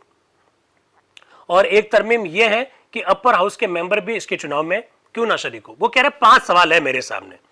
पहला सवाल है राष्ट्रपति का चुनाव वयस्क मताधिकार के आधार पर, उसका जवाब देंगे वो। दूसरा है राष्ट्रपति उत्तर से हो दक्षिण से हो। कुछ लोग कह रहे हैं कि राष्ट्रपति के चुनाव में विधान परिषद के सदस्यों को भी भाग लेना चाहिए। इस तरह से उनके सामने कई सारे प्रश्न हैं। कुछ लोग राष्ट्रपति का नाम क्या हो, राष्ट्रपति हो, लीडर हो, कुछ हिंदी में कह रहे हैं कर्णधार हो, कुछ लोग कह रहे हैं नेता नाम होना चाहिए। तो क्या नाम होना चाहिए, ये कुछ सवाल है, इनके जवाब दे रहे हैं पंडित जवाहरलाल नेहरू। फिर वो कह रहे हैं कि एक संशोधन ये भी है कि राष्ट्रपति एक बार रियासतों से होना चाहिए, दूसरी बार गैर रियासतों से होना चाहिए। याद है ना, कल ये बात कही गई थी। अब जवाब, मुझे अफसोस है, अरे वाह, स्टार्ट से वो कह देते मुझे अफसोस है कि सिवाय इस संशोधन के कि हम यहां मेंबर लिखा हुआ है, वहां निर्वाचित मेंबर लिख दे, बस इसके अलावा मैं किसी को स्वीकार नहीं करता। एक संशोधन यह था ना कि संसद के सदस्य राष्ट्रपति चुनाव में भाग लेंगे, तो उसकी जगह पर क्या लिख दो, संसद के निर्वाचित सदस्य भाग लेंगे। पंडित जवाहरलाल नेहरू ने कहा मुझे अफसोस है कि मैं इसके अलावा और कुछ भी स्वीकार नहीं कर सकता। ना तो वयस्क मताधिकार वाली बात को स्वीकार करूंगा, ना उत्तर से दक्षिण वाली बात स्वीकार करूंगा, ना रियासत से ना गैर रियासत से बात स्वीकार करूंगा, ना विधान परिषद के सदस्य इस चुनाव में भाग ले इस बात को स्वीकार करूंगा। मैं खाली एक बात स्वीकार करूंगा, एक संशोधन स्वीकार करूंगा। वो कौन सा है कि इस चुनाव में निर्वाचित सदस्य भाग ले। क्या कह रहे हैं, तर्क देखिए। यहां पर इलेक्टेड के अल्फाज में कोई खास बात पैदा नहीं हो जाती, ड्राफ्टिंग कमेटी जो बनेगी वो इसको देख लेगी। फिर वो कह रहे हैं आपने ये फरमाया कि प्रेसिडेंट के चुनाव में अपर हाउस के मेंबर क्यों ना हो। अब वो जवाब दे रहे हैं विधान परिषद के सदस्य। इस सिलसिले में मैं ये अर्ज करूंगा कि हमारी स्टेट की यूनिट और प्रोविंसेस के अपर हाउस में बहुत फर्क होगा। मैं नहीं कह सकता कि कहां कहां अपर हाउस होंगे।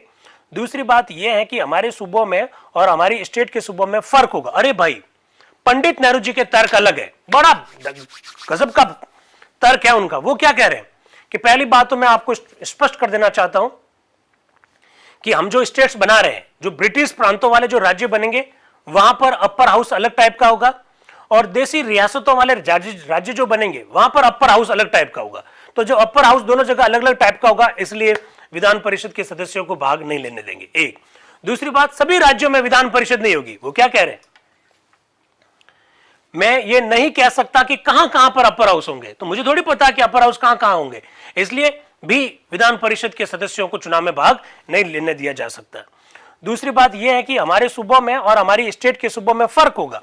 पता नहीं उनके चुनाव की पता नहीं उसके क्या असूल होंगे और सूबों के असूल क्या होंगे। वो कह रहे हैं भाई प्रांतों के, राज्यों के क्या असूल होंगे और देसी रियासतों के क्या असूल होंगे, इस बारे में अभी तक हमें कुछ भी पता नहीं है। अगर यह हक अपर हाउस को दे दिए जाएंगे तो इससे बहुत गड़बड़ हो जाएगी। मेरी राय में यह बहुत ज्यादा साफ है कि सेंटर में 2 हाउसेज को हक होगा और सूबों में और यूनिट्स में खाली लोअर हाउस यानी विधानसभा के चुनाव का हक होगा। इसमें एक पेच है जो साफ नहीं हुआ है कि यूनिट को ज्यादा हक होगा या लेजिस्लेचर को ज्यादा हक होगा, यानी सेंट्रल लेजिस्लेचर में जो लोग मेंबर होंगे उनका एक कोट होगा और कितना हक होगा इसको बराबर करना है। वो ये कह रहे हैं कि थोड़ी सी प्रॉब्लम जरूर है कि विधानसभा के सदस्यों के मतों का मूल्य क्या होगा और संसद के सदस्यों के मतों का क्या मूल्य होगा, ये आगे देखने वाली बात है। और हम कोशिश ये करेंगे कि दोनों का मत मूल्य नजदीक रहे, क्योंकि वो जनसंख्या कई सारे फॉर्मूला है, अभी तो इनिशियल स्टेज है, तो इनिशियल स्टेज में तो सब कुछ कहा नहीं जा सकता है, ऐसा नेहरू जी कह रहे हैं। इसलिए ये जरूर बात है। बाकी तो स्पष्ट कर देता हूं कि विधान परिषद के सदस्य चुनाव में भाग नहीं लेंगे। ये बात हमारे एडवाइजरों की है कि वह इसको साफ कर देंगे। लिहाजा इस वक्त मेरी राय में जैसा मैंने अर्ज किया है और जैसा छपा हुआ है इसको वैसा ही रहने देना चाहिए। अभी जो लिखा हुआ वो सही है, हमारे एडवाइजर जो है वो कहेंगे उसके हिसाब से काम करेंगे। इस बात को मैंने शुरू में ही कहा था और अब फिर अर्ज करता हूं, और अगर आप भी गौर करेंगे तो इसी नतीजे पर पहुंचेंगे कि बेहतरीन तरीका यह है कि हम इस चीज को महदूद ना कर दें। मैं ये बात मानने के लिए तैयार नहीं हूं कि वयस्क मताधिकार जो होगा वह बहुत जरूरी होगा। ये बात जाहिर है कि जो लोग असेंबली के मेंबर को चुनेंगे वह करोड़ों की तादाद में होंगे। अरे वाह, क्या गजब की बात कही। वो कह रहे मैं वयस्क मताधिकार की बात को स्वीकार नहीं करता। राष्ट्रपति चुनाव में जो लोग भाग लेंगे वे खुद ही करोड़ों लोगों का प्रतिनिधित्व करने वाले लोग होंगे, इसलिए वयस्क मताधिकार वाली बात लागू करने की यहां कोई आवश्यकता नहीं है, ऐसा वो कह रहे हैं। लिहाजा जब असेंबली के मेंबर उन्हीं हजारों और करोड़ों आदमियों के वोट से मेंबर होकर आएंगे तो फिर क्या जरूरत है कि प्रेसिडेंट का चुनाव एडल्ट फ्रेंचाइजी यानी वयस्क मताधिकार के आधार पर हो। लिहाजा अगर आप चाहते हैं कि हम अपने कॉन्स्टिट्यूशन को जल्दी से जल्द पास करें, उस पर अमल करने लगे, तो इन सब पेचीदगियों की वजह से जो पैदा हो रही है, हम जल्द से जल्द अपने बनाए हुए कॉन्स्टिट्यूशन पर अमल नहीं कर पाएंगे। अगर आप प्रेसिडेंट का चुनाव एडल्ट फ्रेंचाइजी से करना चाहते हैं तो इसके मायने ये होंगे कि इलेक्शन करने में बहुत ज्यादा वक्त लगेगा और हम नए कॉन्स्टिट्यूशन पर अमल ही नहीं कर पाएंगे। पंडित नेहरू जी ने साफ साफ ये बात कह दी है। महमूद शरीफ साहब जो कि मैसूर से हैं, वो अपनी कुछ बात कहना चाह रहे हैं। वो कह रहे हैं कि एक चीज आप साफ कर दीजिए कि अभी आपने फरमाया है कि इलेक्शन जो है उस इलेक्शन में नामजदगी जो नॉमिनेशन का जो सिद्धांत है उसको आप स्वीकार करते हैं, तो बिल्कुल इसको आप साफ कर दीजिए। ऐसा पंडित जवाहरलाल नेहरू को वो मोहम्मद शरीफ साहब प्रश्न पूछ रहे हैं। पंडित नेहरू जी इसका जवाब देते हैं। वो कह रहे हैं कि मैं नॉमिनेशन को मंजूर करता हूं या नाम मंजूर करता हूं, इसका सवाल नहीं है। नॉमिनेशन ऐसे खास किस्म का मंजूर करता हूं जो इसमें लिखा हुआ है, यानी पॉइंट और साइंटिफिक बॉडीज के लोग लिए जाए, ये तो सवाल ही नहीं है। मैंने इस वक्त अर्ज किया है कि प्रेसिडेंट का चुनाव खाली इलेक्टेड मेंबर करेंगे, दैट्स ऑल, ऐसा पंडित नेहरू जी कह रहे हैं। फिर अब एक एक करके वोट हो रहे हैं। जिन ने जो संशोधन रखा है, संविधान सभा के सदस्यों के विचार जान लिए, अब उसके ऊपर वोट करवाते हैं। क्या क्या संशोधन है जरा देखिए। मेंबर की जगह इलेक्टेड मेंबर लिख दिया जाए, निर्वाचित शब्द की जगह। एक तो यह संशोधन है। एक है एक बार उत्तर से करें, एक बार दक्षिण से करें। एक संशोधन है एक बार रियासत से राष्ट्रपति हो, एक बार गैर रियासत से राष्ट्रपति हो। एक संशोधन है वयस्क मताधिकार के आधार पर चुना जाए। एक संशोधन है विधान परिषद के सदस्य भी चुनाव में भाग ले। एक एक पर वोट करवाते, जरा देखिएगा। पहला, संघ का प्रमुख राष्ट्रपति कहलाएगा जो बारी बारी से उत्तर भारत अथवा दक्षिण भारत से चुना जाएगा। यह है संशोधन पहला। संशोधन अस्वीकृत हो गया, संविधान सभा ने इसको स्वीकार नहीं किया। दूसरा संशोधन नजरुद्दीन अहमद साहब का है। उन्होंने एक कोई उपखंड में संशोधन के लिए रखा है कि जैसे कि नीचे दी गई व्यवस्था है उसकी शब्दों की जगह निम्नांकित तरीके से, इस शब्द के बारे में भी जो संशोधन रखा वो भी अस्वीकार हो गया। फिर एक संशोधन यह आया जहां दो सदन हो वहां खाली विधानसभा के सदस्य शब्द हटा दिया जाए, यह संशोधन भी अस्वीकार हो गया। यानी विधानसभा के सदस्य हटा दिया जाए, वही चुनाव में भाग लेंगे, इस संशोधन को भी अस्वीकार कर दिया गया। अब जहां लिखा हुआ है कि संसद के सभी सदस्य और विधानसभाओं के सभी सदस्य, उसकी जगह पर सभी निर्वाचित सदस्य शब्द लिखा जाए, तो सदस्य की जगह निर्वाचित सदस्य लिखा जाए, इस संशोधन को मंजूर कर लिया गया, प्रस्ताव स्वीकार कर लिया गया, ऐसी घोषणा की गई। ये चेंगल राय रेड्डी ने रखा था भाई। सदस्य की जगह क्या लिखा, निर्वाचित सदस्य, यानी इलेक्टेड मेंबर्स ही राष्ट्रपति चुनाव में भाग लेंगे। इसका संशोधन चेंगल राय रेड्डी ने रखा था और इस संशोधन को सदन ने सभा ने स्वीकार कर लिया। अगला मुद्दा है चंद्रशेखरिया जी का। चंद्रशेखरिया जी ने क्या कहा कि राष्ट्रपति बारी बारी से, एक बार रियासत से, एक बार गैर रियासत से होना चाहिए। संशोधन अस्वीकृत हो गया। अब एक चंद्रशेखरिया जी का और एक संशोधन और था। वो कह रहे थे कि अमेरिका के संविधान की भांति राष्ट्रपति द्वारा शपथ ग्रहण करने की व्यवस्था की जाए। जैसे अमेरिका का राष्ट्रपति शपथ ग्रहण करता है, वैसे भारत में भी राष्ट्रपति की शपथ की व्यवस्था होनी चाहिए। संशोधन अस्वीकार हो गया। अब अध्यक्ष बोलते हैं अगला संशोधन एन गोपालास्वामी अयंगर का है। क्या है वो कह रहे हैं, हाँ बड़ी महत्वपूर्ण बात है यार। अरे यार उन्होंने बड़ा महत्वपूर्ण संशोधन रखा। क्या है, आप लोग जानते हैं कि राष्ट्रपति के चुनाव में कौन भाग लेते हैं? संसद के निर्वाचित सदस्य और राज्य विधानसभा के निर्वाचित सदस्य। तो पहले जो प्रस्ताव रखा था पंडित नेहरू जी ने, उसमें क्या लिखा हुआ था? उसमें लिखा हुआ था कि संसद के वोट, उसकी जगह पर लिख दिया संसद के सदस्यों के वोट। सदस्य जो शब्द है पहले लिखा हुआ नहीं था। संशोधन स्वीकार हो गया। ठीक है, अब इसके बाद में ये वाला खंड तो खत्म हुआ। दूसरा खंड जो है वो पंडित नेहरू जी रख रहे हैं। क्या है दूसरे खंड में? एक एक शब्द को सुनेंगे हम लोग। पंडित नेहरू से कहा गया कि आप अपना दूसरा खंड रखो। ये इतना डिटेल में आ रहा है, क्या क्या सुनना। आज का कॉन्स्टिट्यूशन क्या कहता है वो भी देख लेंगे। राष्ट्रपति का कार्यकाल 5 वर्ष होगा। पंडित नेहरू जी प्रस्ताव रख रहे हैं राष्ट्रपति का कार्यकाल 5 वर्ष होगा।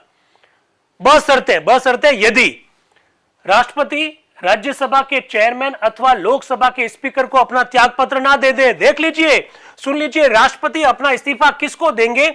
इसके लिए पंडित जवाहरलाल नेहरू की अध्यक्षता वाली समिति ने जो प्रस्ताव रखा, उसके हिसाब से राज्यसभा के सभापति और लोकसभा के स्पीकर को वो अपना त्यागपत्र देगा। इनिशियल स्टेज में प्रोविजन ये थे, और आज के दिन क्या है? वो अपना इस्तीफा उपराष्ट्रपति को देते हैं। और इनिशियल स्टेज में क्या था? राज्यसभा के सभापति, हालांकि होता उपराष्ट्रपति है, लेकिन राज्यसभा के सभापति और लोकसभा के अध्यक्ष को इस्तीफा देने की बात कही गई थी। आगे देखिए, उन्हें संविधान के उल्लंघन के आरोप में महाभियोग से तो हटाया नहीं जाए तो फिर क्या लिखा? संविधान की अवहेलना करने पर जो अभियोग लगाया जाएगा उसे संघ की पार्लियामेंट के दोनों सभाओं में से कोई भी सभा निश्चित करेगी, लेकिन यह दोषारोपण एक प्रस्ताव के द्वारा किया जाएगा जिसे सभा के 2/3 सदस्य पास कर देंगे। जिसे सभा के 2/3 सदस्य, कुल सदस्य, निर्वाचित सदस्य, ऐसा कुछ भी नहीं है। क्या लिखा हुआ है? सभा के 2/3 सदस्य इनिशियल स्टेज में। आगे, जब पार्लियामेंट की दोनों में से कोई भी एक सभा ऐसा अभियोग निश्चित कर देगी तो दूसरी सभा उसी दोष की जांच करेगी और उसके कारणों का भी पता लगाएगी। राष्ट्रपति को ऐसी जांच में उपस्थित होने अथवा सफाई देने का अधिकार होगा। यह बात आज भी संविधान में लिखी हुई है। यदि जांच पड़ताल के परिणाम स्वरूप संपूर्ण सभा के कम से कम 2/3 लो, अब आ गया, संपूर्ण सभा के कम से कम 2/3 सदस्यों द्वारा ऐसा प्रस्ताव पास कर दिया जाता है जिसके द्वारा राष्ट्रपति पर आरोपित अभियोग की जांच पड़ताल की गई हो अथवा कराई गई हो, राष्ट्रपति पर जो अभियोग लगाया गया वो ठीक है, तो ऐसी स्थिति में राष्ट्रपति पदच्युत माना जाएगा। आज यही व्यवस्था है। आगे, एक बार राष्ट्रपति बन जाने के बाद, ध्यान से सुन लो, अब एक बार राष्ट्रपति बन जाने के बाद किसी भी व्यक्ति को पुनः राष्ट्रपति पद के लिए चुनाव लड़ने का केवल एक अवसर और दिया जाएगा। यानी एक व्यक्ति भारत में अधिकतम 2 बार ही राष्ट्रपति बन सकता है। इस प्रकार का सिस्टम लाया जा रहा है। एक बार राष्ट्रपति बन जाने के बाद एक व्यक्ति एक बार राष्ट्रपति बन जाने के बाद एक बार और पुनर्निर्वाचित हो सकता है। यानी कुल मिलाकर कितना? और आज के कॉन्स्टिट्यूशन में क्या लिखा हुआ है? वो कितनी बार भी रीइलेक्ट हो सकता है। यह बात आपको ध्यान रखनी है साथियों, बहुत महत्वपूर्ण बात है। अब वो कह रहे हैं आगे, श्रीमान जी हम ऐसा कह सकते हैं कि इस प्रस्ताव के 3 हिस्से हैं। एक का संबंध राष्ट्रपति के कार्यकाल से है, एक का संबंध राष्ट्रपति के हटाने के संदर्भ में है और एक का संबंध राष्ट्रपति के पुनर्निर्वाचन के संदर्भ में है। ऐसा पंडित नेहरू जी अपनी बात को स्पष्ट करते हुए कह रहे हैं। इसके बाद में अब क्या रखे जाएंगे? संशोधन रखे जाएंगे। संशोधन में नाम पुकारा गया HV पातस्कर का। उन्होंने कहा मैं अपना संशोधन पेश नहीं करता। फिर नाम पुकारा गया सिब्बल लाल सक्सेना जी का। सिब्बल लाल सक्सेना जी जो संशोधन रख रहे हैं, फिर आपके स्क्रू ढीले हो जाएंगे। आज प्रोफेसर सिब्बल लाल सक्सेना जी, संविधान सभा में 1 लाख से ज्यादा जिन लोगों ने शब्द बोले उनमें प्रोफेसर सिब्बल लाल सक्सेना जी का भी नाम है। प्रोफेसर है ये। क्या रख रहे हैं संशोधन? वो कह रहा है कि राष्ट्रपति का कार्यकाल आपने कहा कि 5 वर्ष होगा। अब वो क्या कह रहा है जरा सुनिएगा, और क्या गजब की बात कही है, जरा देखिएगा। वो कह रहे हैं खंड 2 के उपखंड 1 में संख्या 5 की जगह 4 रखी जाए। राष्ट्रपति का कार्यकाल 4 वर्ष होना चाहिए। प्रोफेसर सिब्बल लाल सक्सेना जी ने संशोधन रखा, 4 वर्ष होना चाहिए। प्रोफेसर सिब्बल लाल सक्सेना जी कह रहे हैं। क्यों कह रहे हैं, तर्क सुनिएगा।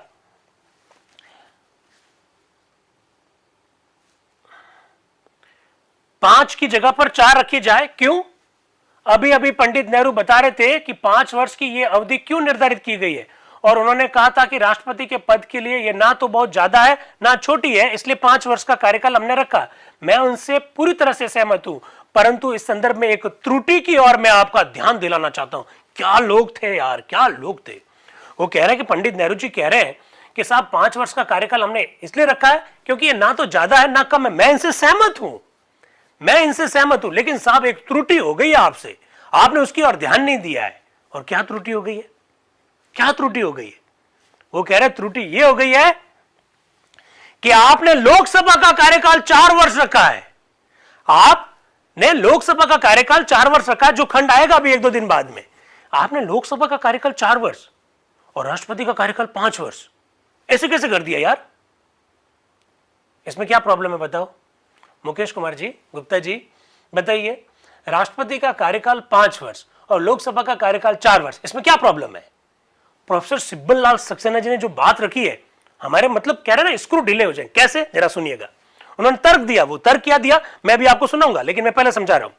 उदाहरण के तौर पर ये 1952, ठीक है, राष्ट्रपति का कार्यकाल 5 वर्ष और लोकसभा का कार्यकाल 4 वर्ष, ठीक है, समझ रहे हो ना आप? 1952 में राष्ट्रपति का चुनाव हुआ, तब लोकसभा के सदस्यों ने उस चुनाव में भाग लिया। राष्ट्रपति कितनी अवधि तक काम करेगा? 1957 तक, 5 वर्ष। लेकिन 1956 में लोकसभा का कार्यकाल पूरा हो जाएगा, क्योंकि लोकसभा का कार्यकाल कितना है? 4 वर्ष ही है। 1956 में लोकसभा का कार्यकाल पूरा हो जाएगा, तो जो नई लोकसभा आएगी वो 1957 के राष्ट्रपति चुनाव में भाग लेगी। बात ठीक है? अब 1957 में जो राष्ट्रपति चुना जाएगा वो कब तक रहेगा? 1962 तक। 1962 तक रहेगा, 5 साल है। और जो नई लोकसभा आई 1956 में, वो कब तक रहेगी? 1960 तक, क्योंकि लोकसभा का कार्यकाल कितना है? 4 वर्ष। आगे सुनिए, 1962 में जो राष्ट्रपति चुना जाएगा वो कब तक रहेगा? 1967 में, 1967 तक, क्योंकि राष्ट्रपति का कार्यकाल 5 वर्ष है। 1960 में जो लोकसभा चुनी जाएगी वो कब तक रहेगी? 1964 तक, क्योंकि लोकसभा का कार्यकाल कितना है? 4 वर्ष है। अब 1964 में फिर लोकसभा का चुनाव होगा, वो कब तक रहेगी? 1968 तक रहेगी, क्योंकि लोकसभा का कार्यकाल कितना है? 4 वर्ष है। प्रोफेसर सिब्बल लाल सक्सेना यहां एक प्रश्न उठा रहे हैं। वो कह रहे हैं कि भाई साहब 1967 में जो राष्ट्रपति का चुनाव होगा, उस चुनाव में वे लोग भाग लेंगे जो 3 साल पहले चुने जा चुके हैं, 1964 में चुने जा चुके हैं। वे लोग 1967 के राष्ट्रपति चुनाव में भाग लेंगे, यानी 3 साल पुराने लोग हैं, और उनका तो कार्यकाल 1 साल ही बचा है। 1968 में तो उनका कार्यकाल कंप्लीट होने वाला है। प्रोफेसर सिब्बल लाल सक्सेना कह रहा है कि इसमें टेक्निकल फॉल्ट है, कि जिन लोगों ने जनता का प्रतिनिधित्व 3 साल पहले से करना शुरू किया, वो लोग राष्ट्रपति चुनाव में अब भाग ले रहे हैं, तो वो जनता की नुमाइंदगी तो कर ही नहीं रहे राष्ट्रपति चुनाव में। सुनना उनका तर्क मैं आपके सामने रखा, समझाने की कोशिश की है। मैं धीरे धीरे बोलकर इसको समझाऊंगा। क्या कह रहे हैं वो? कह रहे हैं भाई साहब लोकसभा का कार्यकाल तो आपने 4 वर्ष रखा, राष्ट्रपति का कार्यकाल आप 5 वर्ष रख रहे हो, इसमें दिक्कत है। क्या दिक्कत है, जरा देखिए। इसका अर्थ यह हुआ कि लोकसभा का कार्यकाल 4 वर्ष है, इसी प्रकार हमारी विधानसभा का कार्यकाल भी 4 वर्ष है। इसका मतलब यह हुआ कि पहले निर्वाचन में राष्ट्रपति विधानसभा अथवा लोकसभा के कार्यकाल के बाद भी 1 वर्ष तक अपने पद पर और आसीन रहेगा, क्योंकि 1952 में चुना जाएगा तो 1957 तक रहेगा, क्योंकि कार्यकाल 5 वर्ष है। जबकि लोकसभा और विधानसभा का कार्यकाल आपने 4 वर्ष रखा, तो लोकसभा और विधानसभा का तो कार्यकाल खत्म हो जाएगा, इसके बावजूद भी राष्ट्रपति अपने पद पर बना रहेगा। फिर वो कह रहे हैं दूसरे निर्वाचन में वह लोकसभा के चुनाव में केवल 2 वर्ष बाद पुनः चुना जाएगा।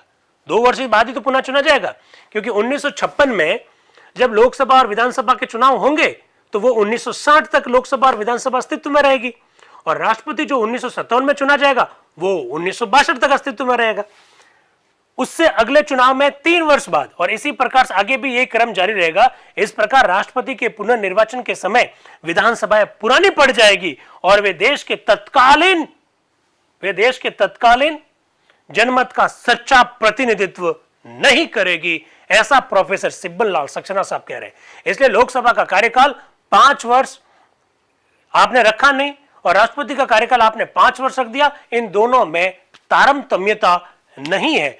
इसलिए राष्ट्रपति का कार्यकाल आप यूं करिए 5 वर्ष से घटाकर 4 वर्ष कर दीजिए। क्या लोग थे, कैसे तर्क थे। तो प्रोफेसर सिब्बल लाल सक्सेना जी ने संविधान सभा में राष्ट्रपति का कार्यकाल 5 वर्ष के स्थान पर 4 वर्ष रखने का संशोधन रखा था, और उसके पीछे उन्होंने जो तर्क दिए वो तर्क आपको समझ में आ गए होंगे कि इनिशियल स्टेज में लोकसभा और विधानसभा का कार्यकाल भी 4 वर्ष हमने रखा था। तो वो ये कह रहे हैं कि इन दोनों में समरूपता नहीं है। लोकसभा और विधानसभा का कार्यकाल 4 वर्ष रखते हो, राष्ट्रपति का कार्यकाल 5 वर्ष रखते हो, ये ठीक नहीं है। इसलिए राष्ट्रपति का कार्यकाल भी 5 वर्ष से घटाकर 4 वर्ष कर दीजिए। प्रोफेसर सिब्बल लाल सक्सेना जी का ये संशोधन था, जो कि 24 जुलाई 1947 को संविधान सभा में रखा। क्या मेरी बात आप लोगों को समझ में आई? क्या तर्क था उसके पीछे, ये भी समझ में आया? चलिए हम लोग बात को आगे बढ़ाते हैं। इस संदर्भ में यह तर्क पेश किया जा सकता है कि विधानसभा के भंग हो जाने के बाद साधारण निर्वाचन के समय जो कार्यवाहक सरकार को छोड़कर देश में कोई राष्ट्रपति नहीं होगा, और ऐसी हालत में कम से कम उसका होना आवश्यक है, और वो काम चलाऊ राष्ट्रपति नहीं होगा। परंतु श्रीमान, मेरा निवेदन है कि राष्ट्रपति तो केवल उसी हालत में अपना पद त्याग करेगा जबकि उसका कोई उत्तराधिकारी चुन लिया जाए। इस प्रकार उसका स्थान कभी खाली नहीं रहेगा और न ही उस स्थान पर कोई काम चलाऊ राष्ट्रपति होगा। देखिए, संविधान में काम चलाऊ राष्ट्रपति, कार्यवाहक राष्ट्रपति जैसी कोई शब्दावली उल्लेखित नहीं है। आपको मालूम है कि नहीं है?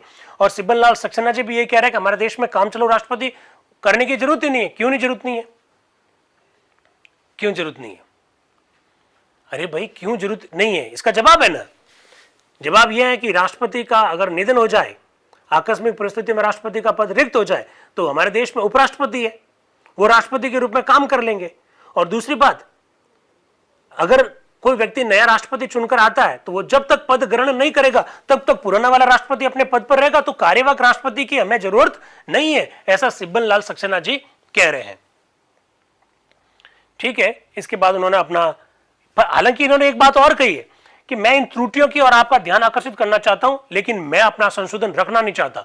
वो संशोधन रख लिया और इसके बाद में कहा कि मैं ये जो त्रुटियां हैं मैं आपका ध्यान आकर्षित करना चाहता था, अब मैं अपना संशोधन रखना नहीं चाहता, मैं अपना संशोधन खुद ही क्या करता हूं, वापस लेता हूं। ऐसा करके प्रोफेसर सिब्बल लाल सक्सेना जी ने अपना संशोधन भी क्या कर लिया, वापस ले लिया। वो कह रहे हैं कि आप सर एक टेक्निकल प्रॉब्लम में फंस जाओगे, उसकी तरफ आप अपना ध्यान दीजिए। तो अध्यक्ष आप कह रहे हैं तो फिर क्या आप अपना संशोधन पेश ही नहीं कर रहे हो? इतनी सारी भाषण दे दिया हमको, ये कर दो, वो कर दो, फलाना कर दो, अब कह रहे हो संशोधन पेश ही नहीं करना है मुझे। अध्यक्ष साहब कह रहे हैं तो क्या फिर आप अपना संशोधन पेश नहीं कर रहे हो? तो सिब्बल लाल सक्सेना जी क्या कह रहा है? नहीं, मैं संशोधन पेश नहीं कर रहा हूं। अब राजेंद्र प्रसाद जी को क्या होगा, थोड़ा सा गुस्सा आएगा। वो क्या कह रहे हैं, अब मैं आगे से क्या करूंगा, पहले संशोधन पेश करूंगा और फिर भाषण दे रहूंगा। भाषण ठोक दिया और संशोधन पेश नहीं किया। कैसा रहा? मजेदार चीज है कि नहीं है? क्यों आशीष जी?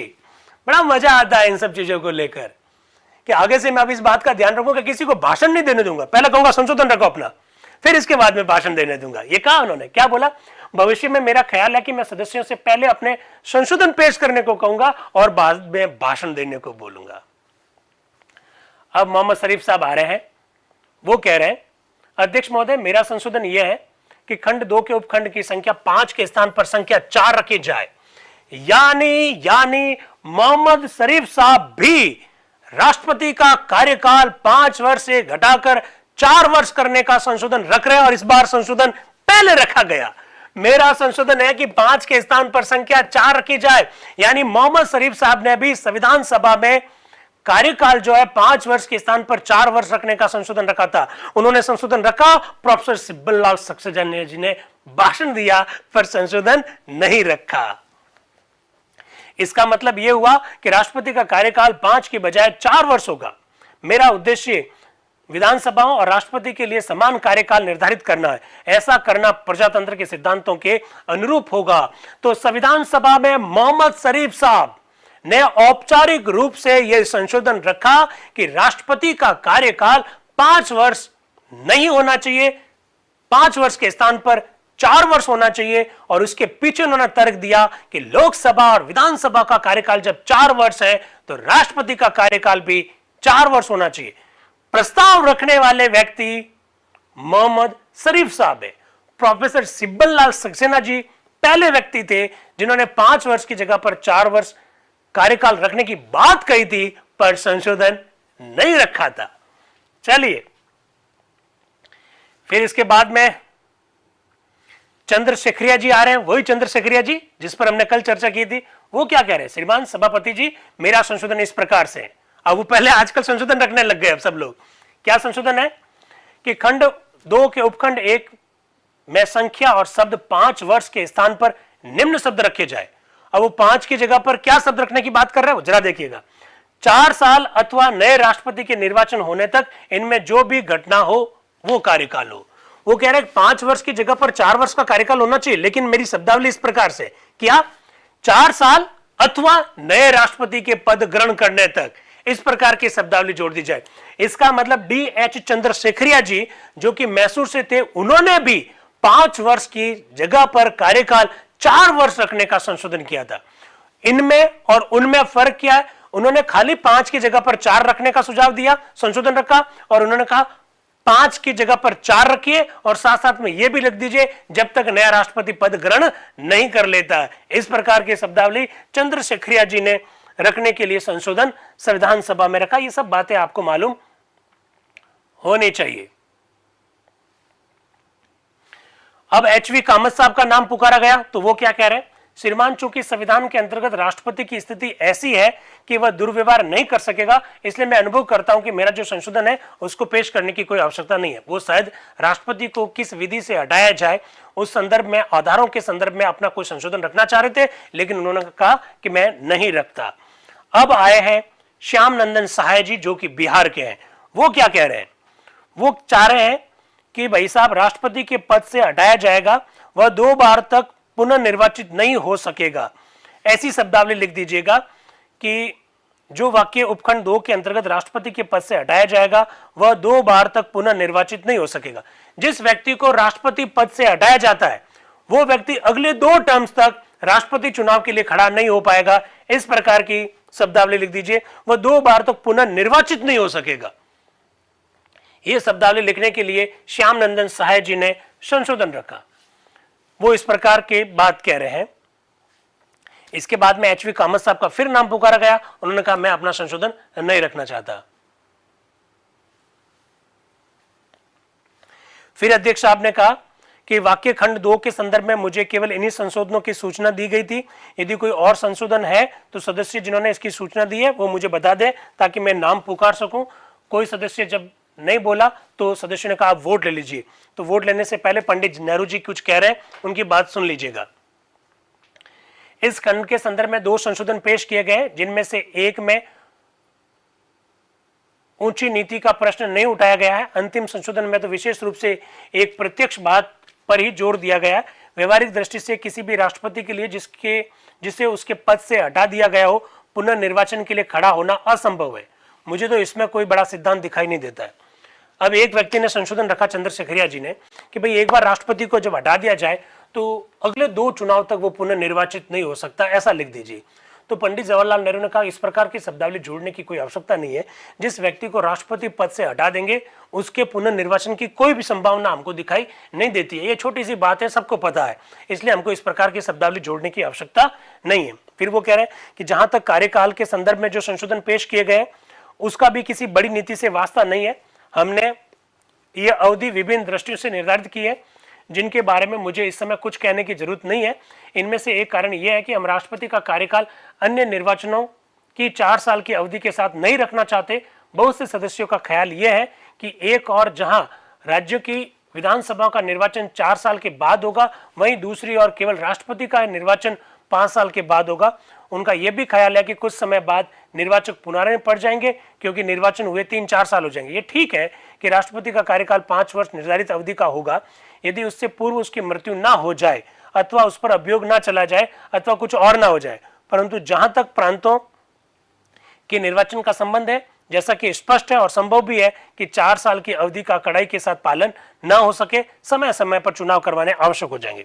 पंडित जवाहरलाल नेहरू ने कार्यकाल कम करने से मना कर दिया। उन्होंने कहा कि राष्ट्रपति का कार्यकाल तो 5 वर्ष ही होगा, इसमें हम किसी भी प्रकार की कोई कमी नहीं करेंगे।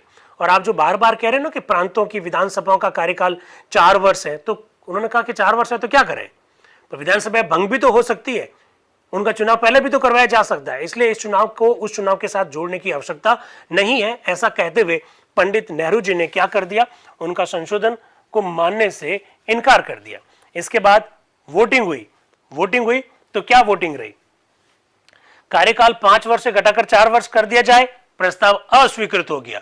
यानी प्रस्ताव राष्ट्रपति के कार्यकाल के संदर्भ में जो रखा गया था वो अस्वीकृत हो गया। इसका सीधा सा मतलब है कि संविधान सभा ने इस प्रस्ताव को स्वीकार नहीं किया।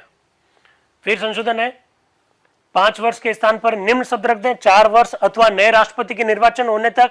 इस संशोधन के बारे में, वोट करवाने के बारे में बात आई। इसी बीच में राय बहादुर श्याम नंदन सहाय जी कुछ कह रहे हैं। श्रीमान, इस संदर्भ में मुझे कुछ शब्द कहना चाहता हूं। मैं ये कहना चाह रहा हूं कि इस पर वोट मत लो, मैं अपना संशोधन खुद ही क्या कर लेता हूं, वापस ले लेता हूं। ऐसा भी हुआ है। उन्होंने कहा कि साहब मैंने जो संशोधन रखा है उस पर आप वोट मत कराओ, क्योंकि इस वोट कराने से थोड़ा ठीक नहीं लगेगा, मैं खुद ही अपना संशोधन क्या कर लेता हूं, वापस ले लेता हूं।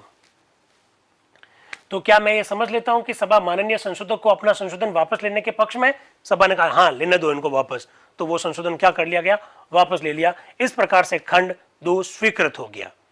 अब राष्ट्रपति की योग्यता के बारे में आ रहा है नेक्स्ट खंड। तो 8:55 अभी है 2/3 काम हुआ, 1/3 बाकी है। इनको फीडबैक का जो लिंक है वो शेयर कर दीजिए, फीडबैक का लिंक शेयर कर दीजिए। हाँ ठीक है, हाँ बिल्कुल। वो कह रहे हैं कि अभी 1 घंटे सर क्लास और हो रही है, तो फिर अभी लिंक शेयर करना ठीक नहीं है। तो ठीक है, हमारी टीम ने कहा तो वो ठीक है, अभी 10 मिनट बाद में करना, ठीक है। टीम भी बड़ी उस्ताद है, वो भी देख रही है कि कौन अभी अभी जुड़ा है, क्योंकि सबको पता है ना 8:40 के आसपास लिंक आता है। तो बिल्कुल बहुत अच्छा है, आपने जो कहा हम उसको पालन कर रहे हैं भाई, टेक्निकल टीम के साथ हैं हम। तो चलिए, क्वालिफिकेशन राष्ट्रपति की। संघ का प्रत्येक नागरिक जिसकी आयु 35 वर्ष की हो चुकी हो, लोकसभा सदस्य बनने का अधिकारी हो, राष्ट्रपति पद के लिए चुनाव लड़ सकता है। यानी नागरिक लड़ सकता है जिनकी आयु 35 वर्ष की हो और लोकसभा सदस्य बनने के लिए योग्य हो, वो राष्ट्रपति चुनाव लड़ सकता है। इस प्रकार की क्वालिफिकेशन पंडित जवाहरलाल नेहरू के द्वारा रखी जा रही है। उन्होंने कहा यह बड़ा सरल सा प्रस्ताव है, मेरे विचार में इसके समर्थन में कोई दलील पेश करने की आवश्यकता नहीं है, ऐसा उन्होंने कहा है। फिर उन्होंने कहा कि 35 वर्ष की आयु कोई बहुत बड़ी आयु सीमा नहीं है, मेरी राय में ये एक मुनासिब अवधि है। इसका मतलब ये हुआ कि जो व्यक्ति राष्ट्रपति चुना जाएगा उससे कम 12 वर्ष या उससे अधिक समय मिल जाएगा जिसमें वो व्यक्ति अनुभव प्राप्त कर सकता है। वो लोकसभा का सदस्य 25 वर्ष की आयु में बन जाएगा तो 10-12 साल का उसको अनुभव भी हो जाएगा। इसलिए 35 वर्ष की आयु को लेकर किसी भी प्रकार की कोई दिक्कत नहीं होनी चाहिए और मुझे पूरा विश्वास है कि यह संशोधन स्वीकार कर लिया जाएगा। लेकिन एच.वी. कामत साहब आ रहे हैं।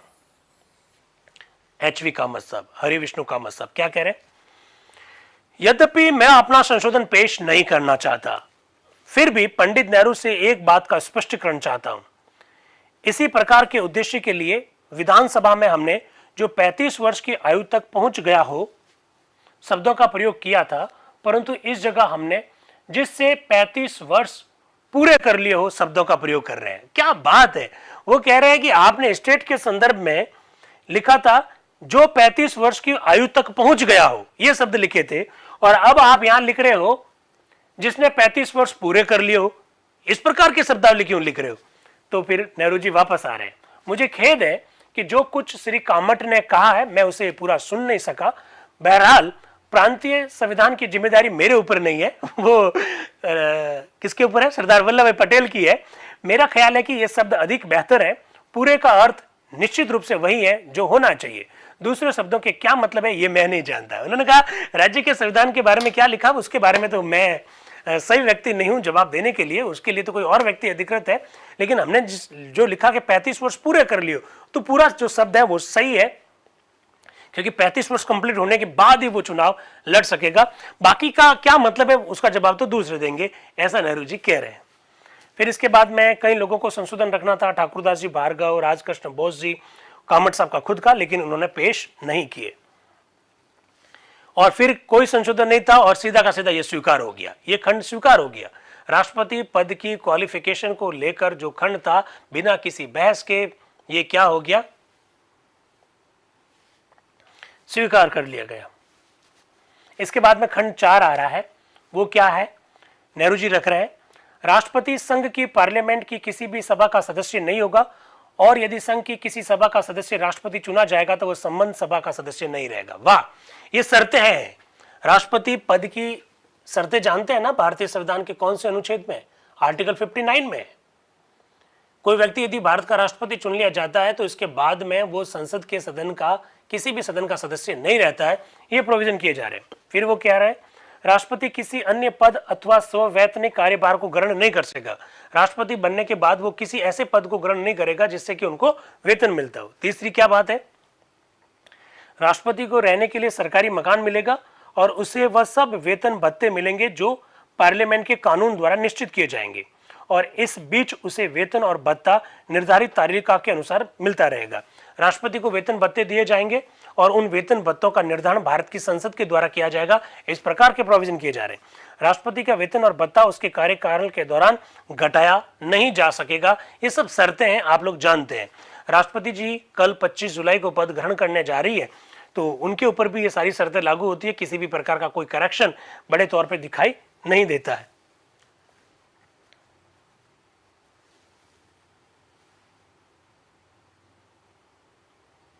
ठीक है, फिर वो कह रहे हैं, अब नए मेंबर आ रहे हैं, नवाब मोहम्मद इस्माइल खान संयुक्त प्रांत से हैं।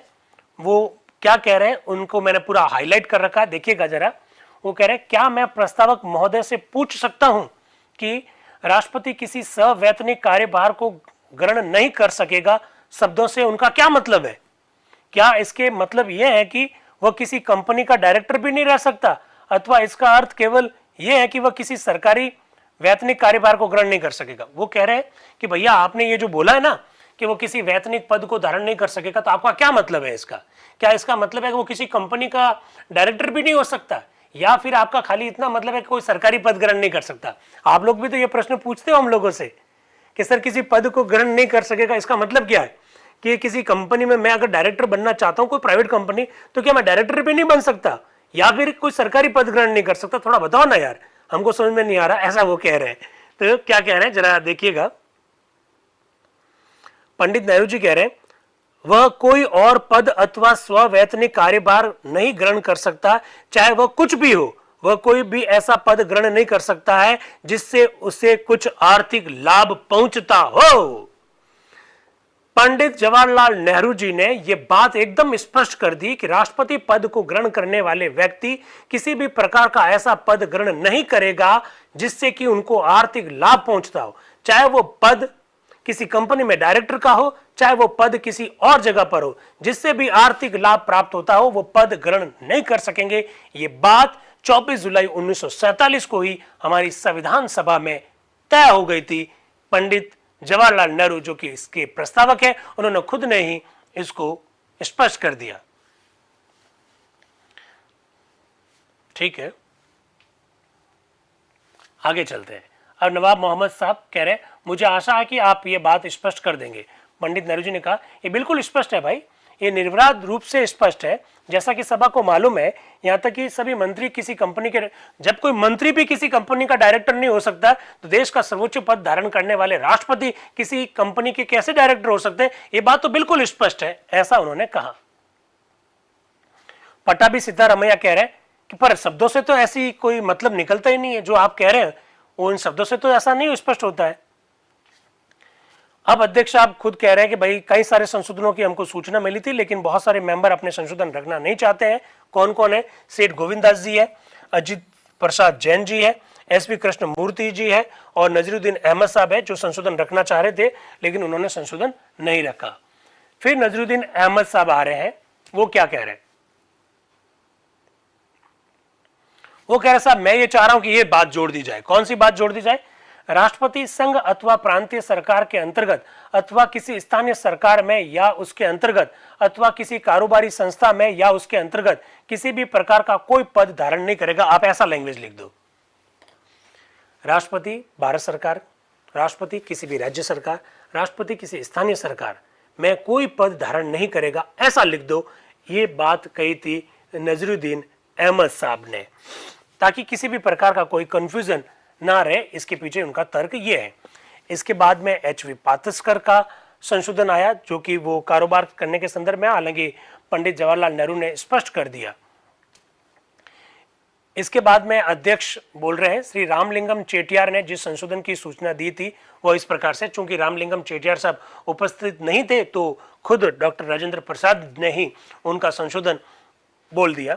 जो व्यक्ति राष्ट्रपति के पद पर रह चुका हो वह संघ के किसी भी पद पर सवैतनिक रूप से नियुक्त होने का अधिकारी नहीं होगा। अरे लो, उन्होंने कहा कि ऐसा कर लीजिए कि जो व्यक्ति भारत का राष्ट्रपति रह चुका हो वो कभी भी किसी भी पद को ग्रहण नहीं कर पाएगा, रिटायरमेंट के बाद में भी, कार्यकाल पूरा होने के बाद में भी। इस प्रकार की बात लिख दो। ऐसा एक संशोधन आया। अब केटीएम अहमद इब्राहिम साहब बहादुर, जो कि मद्रास के हैं, उनका भी कुछ संशोधन है। वो कह रहे हैं कि संघ की पार्लियामेंट राष्ट्रपति के तनख्वाह, वेतन इत्यादि को तय करेगी। इस प्रकार की शब्दावली निकाल देनी चाहिए, क्योंकि देश का जो राष्ट्रपति है वो संपूर्ण देश का सबसे सर्वोच्च पदाधिकारी है और उनकी तनख्वाह वगैरह जो है संसद पर निर्भर नहीं होनी चाहिए, क्योंकि संसद में तो पार्टी के आधार पर लोग चुनकर आएंगे, दलगत आधार पर चुनाव होते हैं और दलगत आधार पर राष्ट्रपति के वेतन वगैरह में परिवर्तन किए जा सकते हैं। इसलिए राष्ट्रपति का वेतन संसद के कानून द्वारा निर्धारित किया जाएगा। इस प्रकार की शब्दावली हटाने की बात वो कह रहे हैं। अब आ रहे हैं श्री राम नारायण सिंह जी, जो कि बिहार के हैं। वो क्या कह रहे हैं? सभापति महाशय, मेरा प्रस्ताव है कि जो राष्ट्रपति हो वो किसी पार्टी का आदमी नहीं हो। जिस वक्त पहला प्रस्ताव ऑब्जेक्शन का इस सभा में पेश हुआ था और जिसमें क्या क्या हमारे डिफेक्टिव है बतलाया गया था, उस समय में मैंने एक संशोधन पेश किया था और मैंने साफ शब्दों में कहा कि राष्ट्रपति का संबंध किसी भी पॉलिटिकल पार्टी से नहीं होना चाहिए। दुनिया में कई मुल्कों में सरकारें चलती है, वे लोग फक्र भी करते हैं कि उनके यहाँ डेमोक्रेसी है। मेरी राय में मैं समझता हूँ कि अगर आप लोग समझेंगे, कि देश के लोग समझेंगे, तो सबको मालूम हो जाएगा कि डेमोक्रेसी का मतलब क्या होता है। पंचायत राज और पंचायत राज इतना पाक और साफ चीज मालूम होती है कि पार्टी सिस्टम ऑफ गवर्नमेंट और डेमोक्रेसी में जमीन आसमान का फर्क होता है। इसलिए आप कम से कम इस प्रकार की शब्दावली को हटा दीजिए। तो पंडित रख दीजिए कि उसका संबंध किसी पार्टी से नहीं होना चाहिए। तो पंडित जवाहरलाल नेहरू कह रहे हैं कि भाई मुझे एक वैधानिक आपत्ति है, आप किसके बारे में बात कर रहे हो? तो वो कह रहे हैं कि भाई हम तो चर्चा राष्ट्रपति के संदर्भ में कर रहे हैं और आप पार्टी नहीं होनी चाहिए, वो होनी चाहिए, ऐसी क्यों बात कर रहे हो? तो वो वापस बोल रहे हैं कि भाई साहब, मैं ये कह रहा हूं कि राष्ट्रपति का संबंध किसी पॉलिटिकल पार्टी से नहीं होना चाहिए, ऐसा वो कहना चाह रहे हैं। अध्यक्ष कह रहे हैं इसके बाद, वे राष्ट्रपति पद के लिए खड़े होने वाले उम्मीदवार के लिए कोई अयोग्यता निर्धारित करना चाहते हैं। फिर देखिए गजब की बात कही है कि मैं तो प्रस्ताव रख रहा हूं राष्ट्रपति पद की क्वालिफिकेशन के बारे में, मैं प्रस्ताव रख रहा हूं राष्ट्रपति पद की शर्तों के बारे में, और ये राम नारायण सिंह जी क्या बोल रहे हैं? Political system and political party, ये क्या है? इस विषय का कोई संबंध नहीं है। तो अध्यक्ष साहब कह रहे हैं कि अरे साहब, वो तो ये कह रहे हैं कि जिस किसी व्यक्ति का किसी पॉलिटिकल पार्टी के साथ संबंध हो वो राष्ट्रपति चुनाव लड़ना ही नहीं चाहिए, वो इस प्रकार की व्यवस्था करना चाहते हैं। तो फिर नेहरू जी क्या कह रहे हैं? ऐसी अयोग्यता जिसका नापा तोला जा सके, उसका वास्तविकता से कुछ संबंध अवश्य होना चाहिए। अरे किसी भी व्यक्ति का किस पॉलिटिकल पार्टी के साथ संबंध है उसको क्या तोल सकते हैं क्या? मैं किस पार्टी से संबंधित हूं, आप किस पार्टी से संबंधित, इसको कोई तोल सकते हैं क्या? अगर पार्टी में कोई अध्यक्ष है, पार्टी में कोई महासचिव के पद पर बैठा है और वो राष्ट्रपति का चुनाव लड़ता है, तो वो हमको समझ में आता है कि साहब इसका इस पार्टी के साथ संबंध है। लेकिन मेरा मन जो है किसी पार्टी से जुड़ा हुआ है, तो आप इसको कैसे नापोगे, कैसे तोलोगे? तो पंडित नेहरू जी ने कहा कि कोई भी अयोग्यता का निर्धारण उस आधार पर होगा जिसको नाप तोल सको। अब किसी भी व्यक्ति का किस पॉलिटिकल पार्टी के साथ संबंध है, इस प्रकार का कोई अयोग्यता नहीं हो सकती है, ऐसा पंडित नेहरू जी ने कहा। और बिल्कुल ये बात ठीक है कि कोर्ट को भी तो खुद इंटरप्रिटेशन करने में दिक्कत आएगी। अब आप कह दोगे साहब कि द्रौपदी मुर्मू जी जो है फला पार्टी से संबंधित, ये कोई बात तोड़ी हुई, उसको तोलोगे कैसे, उसको आप तोलोगे कैसे, ये ऐसा कहना चाह रहे हैं।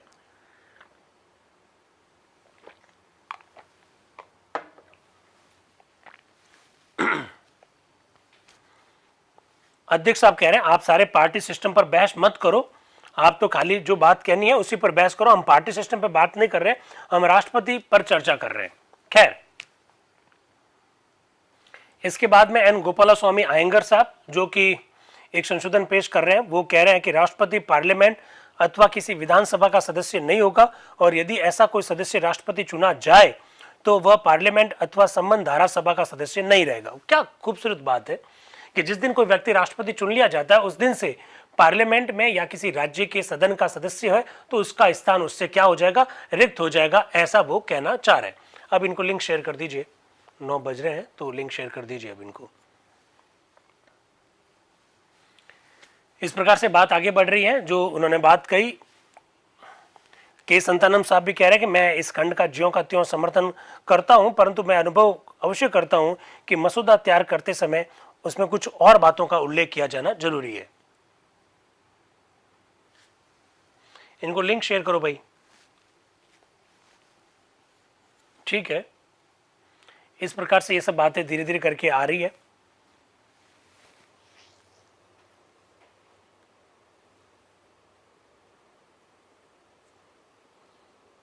लिंक शेयर कीजिए पहले इनको।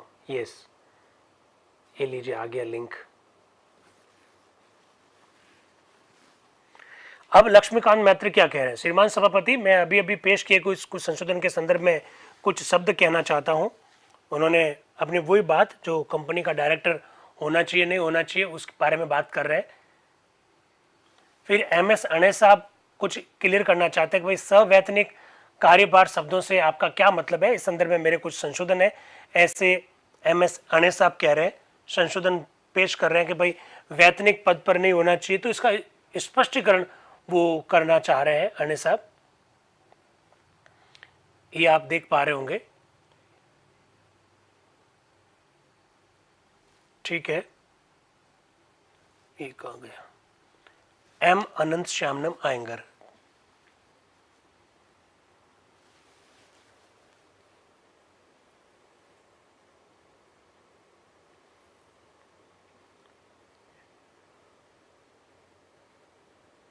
ये क्या कह रहे हैं भाई? जूम वाले टेक्निकल टीम क्या कर रहे हो भाई आप?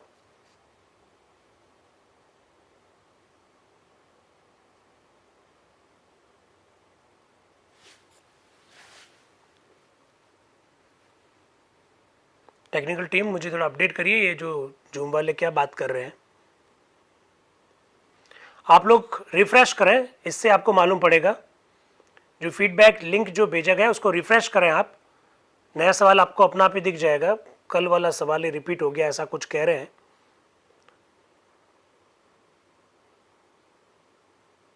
हाँ बिल्कुल, सवाल मुझे साफ साफ दिखाई दे रहा है भाई, फीडबैक लिंक मेरे सामने भी आ गया है। हाँ अब सही है, अब तो सही है, पहले भी सही था, रिफ्रेश करना पड़ता है कई बार, कोई बात नहीं। रिफ्रेश कर लिया ना? बिल्कुल, बहुत अच्छे। हाँ ये लिंक बार बार शेयर करना है, हर 2-2 मिनट में शेयर करना है,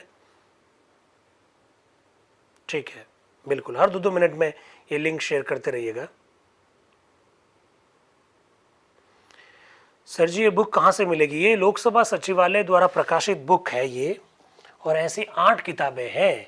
ये तो संविधान सभा के 4थे सत्र पर चल रही है, 5वें सत्र पर भी यही बुक मिलेगी आपको देखने को, और 6ठा सत्र जो 27 जनवरी 1948 को होगा उस दिन भी यही बुक आपको देखने को मिलेगी। देखिए इसमें लिखा हुआ है 14 जुलाई 1947 से 27 जनवरी 1948, यानी 14 जुलाई से लगाकर 31 जुलाई चौथा सत्र, 5वां सत्र 14 अगस्त से 30 अगस्त तक, और 6ठा सत्र 27 जनवरी 1948 को हुआ। ये तीनों सत्रों पर एक ही पुस्तक है।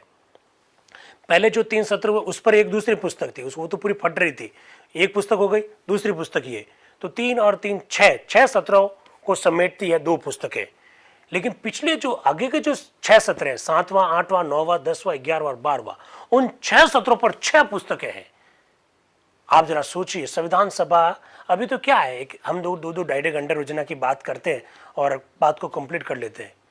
संविधान सभा के ऐसे सत्र आएंगे जो 68 दिन तक हुए, 70 दिन तक हुए, तो इतने सत्र हो रहे हैं, दिन भर चर्चा होगी, तो आप जरा सोचिए उस पर बहस की जो पुस्तकें जो कितनी होगी, 6 सत्रों पर 6 पुस्तकें हैं। इस पुस्तक में लगभग होंगे 2-2.5 पेज, 2-2.5 पेज, और ये 3 सत्रों को समेटे हुए हैं। लेकिन आगे आने वाले एक एक सत्र पर 2-2 पुस्तकें भी आपको देखने को मिलेगी, क्योंकि सत्रों की अवधि 2-2 महीने से भी ज्यादा थी। ठीक है, तो हर 2 मिनट में आप लिंक शेयर करते रहे। तो सर हम इस बुक को लेना चाहें तो लीजिए। लोकसभा सचिवालय, एड्रेस बताता हूँ, लोकसभा सचिवालय ने इसको प्रकाशित किया है। लोकसभा सचिवालय नई दिल्ली द्वारा ये प्रकाशित है। आप बिल्कुल इस पुस्तक को खरीद सकते हैं। ये पुस्तक नहीं है, ये पुस्तकें हैं। ये लीजिए, ये देखिएगा, ये संविधान सभा की बहस है, हूबहू बहस है।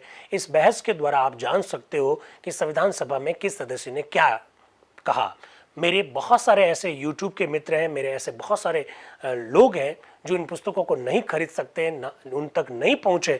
इसी पीड़ा का, इसी दर्द को समझते हुए ही तो आप लोगों के सामने ये सारी बातें लाई जा रही है। आपको यूट्यूब पर ये सारी बातें क्यों हम लोग बता रहे हैं? ताकि आपको जब कभी भी संविधान सभा की किसी भी मुद्दे पर, जब कभी आप किसी प्रकार की कोई अड़चन महसूस करो, आप YouTube पर जाइए, इस दिन की जो बहस है उसको खोलिए, उस दिन जिन जिन मुद्दों पर जो बहस हुई उसको देख लीजिए, आपके सारे कन्फ्यूजन दूर हो जाएंगे। तो अब आपको बुक पढ़ने की जरूरत ही नहीं होगी इस संदर्भ में, क्योंकि ये सारी बातें हम लोग YouTube पर इसलिए डाल रहे हैं।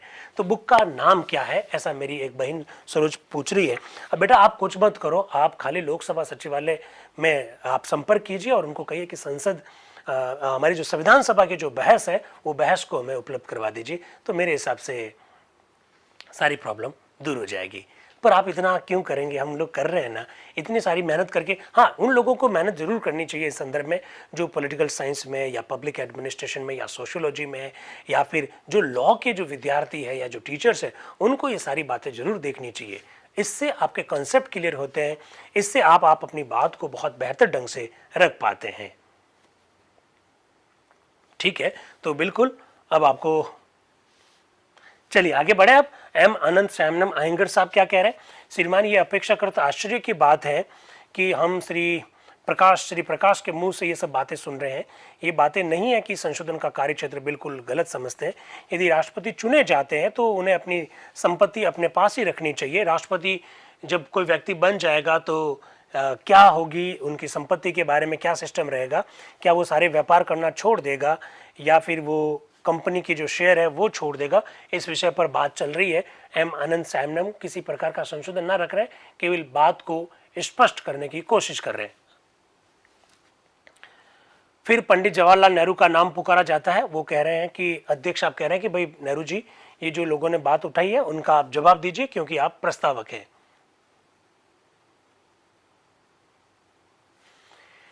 पंडित नेहरू जी कह रहे हैं, श्रीमान राष्ट्रपति के वेतन के संदर्भ में बहुत कुछ कहा गया। मुझे ये बड़ा कठिन प्रतीत होता है कि ऐसे पदों की एक सूची बनाई जाए जिन्हें वह ग्रहण नहीं कर सकते। राष्ट्रपति पद धारण करने के बाद वे कौन कौन से पद धारण नहीं कर सकते, इसके बारे में संविधान सभा के कुछ सदस्यों ने बातें कही। तो नेहरू जी ने स्पष्ट कर दिया कि भाई ये बहुत असंभव बात है कि राष्ट्रपति किन किन पदों को धारण नहीं कर सकते हैं, इसकी सूची बना ली जाए। बिल्कुल ये असंभव सी बात है, हम सूची वगैरह नहीं बनाएंगे, ऐसा वो कह रहे हैं। वो क्या कह रहे हैं? मुझे ये बड़ा कठिन प्रतीत होता है कि ऐसे पदों की एक सूची बनाई जाए जिन्हें वे ग्रहण नहीं कर सकता। इस संदर्भ में निसंदेह खूब सोच विचार करने के बाद कोई साधारण सिद्धांत दिया जा सकता है, लेकिन बाद में मुख्यतः सारी बातें परंपरा पर आश्रित हैं। बहुत खूबसूरत बात नेहरू जी ने यहाँ पर रखी है। उन्होंने कहा कि आप 10-12 पद 15 पद जोड़ के रख दोगे कि भाई इन पदों को धारण नहीं कर सकते, बहुत विचार करने के बाद, लेकिन फिर भी आखिर में तो आपको ये सब बातें परंपरा पर छोड़नी पड़ेगी। सारी बातें संविधान में लिखी नहीं जा सकती है, ऐसा वो कह रहे हैं। ठीक है, आगे बढ़े। अगर आप बड़ी बड़ी और लंबी सूचियां तैयार करने लगे तो बहुत मुमकिन है कि कितनी ही बातें छूट जाए जिन्हें वह कर सकता है। वो कह रहे हैं कि अगर आप लंबी लंबी लिस्ट बनाकर यहाँ रखने भी लग गए तो भी मैं आपको बता रहा हूं कि बहुत सारे ऐसे पद हैं जो इन लिस्टों में क्या हो जाएंगे, छूट जाएंगे, ऐसा वो कहना चाह रहे हैं।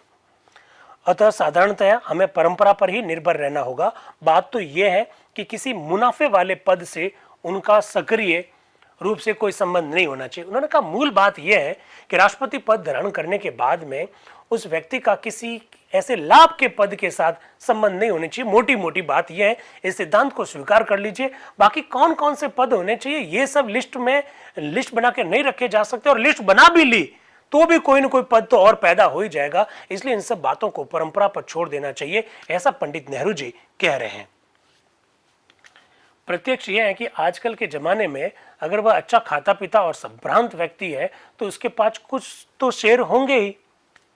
लो, एक मेरे भाई आए हैं, फीडबैक लिंक मांग रहे हैं, दो यार, दो दो दो दो दो दो आए हैं, अभी आए हैं, जस्ट आए हैं, दीजिए दीजिए, लिंक दे दीजिए उनको।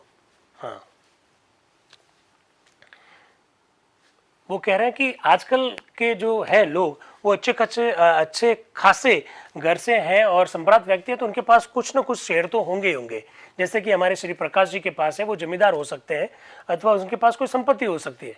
जहां तक मैं जानता हूं, श्री प्रकाश के राष्ट्रपति पद के लिए खड़ा होने में कोई अड़चन नहीं हो सकती है, और यदि ऐसा हुआ तो निस्संदेह ये एक दुर्भाग्य और संकट की बात होगी। इसलिए मेरा निवेदन है कि इस वक्त हमें ऐसे सवाल पर बहस करने की आवश्यकता नहीं है, बल्कि इसे इसी रूप में यही छोड़ देना चाहिए। हमें ये सवाल न केवल मसौदा समिति पर छोड़ देना चाहिए बल्कि परंपराओं पर भी। पंडित नेहरू जी ने यह कहा कि हर पद का उल्लेख करना ठीक नहीं है कि कौन कौन से पद राष्ट्रपति धारण नहीं कर सकते।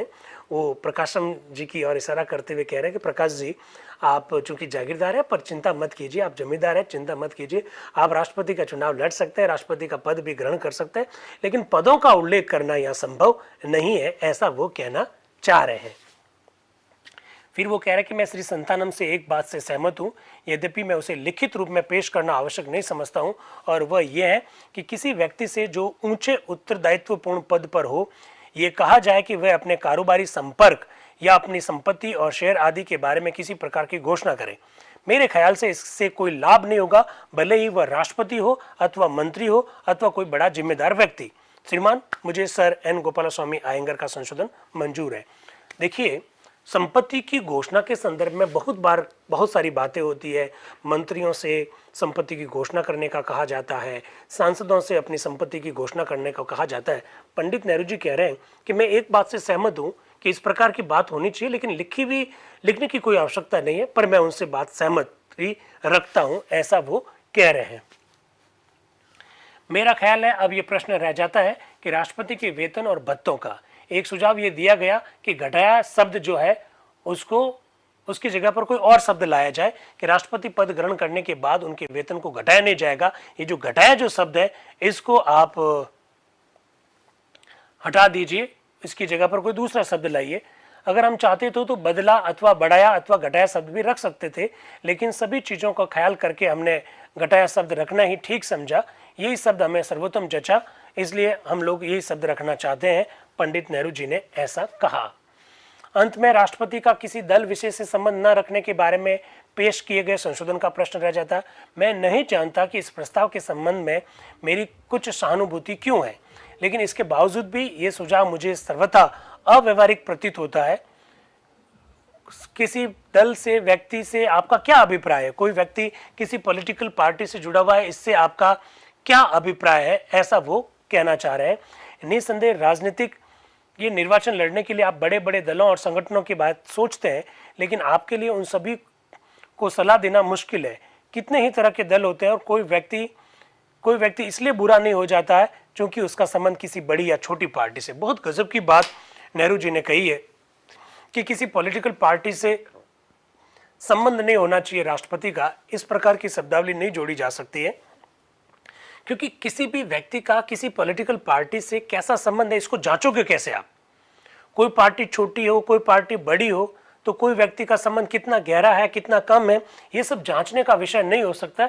इसलिए इस प्रकार की शब्दावली नहीं जोड़ी जानी चाहिए। वो फिर कहते हैं कोई व्यक्ति इसलिए बुरा नहीं हो जाता है कि उसका संबंध किसी पॉलिटिकल पार्टी से, किसी छोटी पार्टी से या किसी बड़ी पार्टी से, इस वजह से कोई व्यक्ति बुरा नहीं हो जाता है।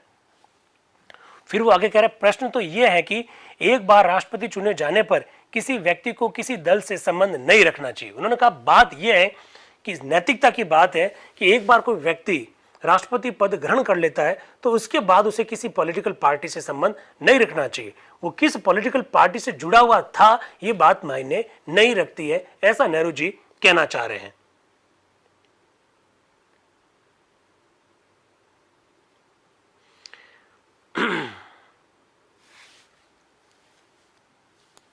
ठीक है।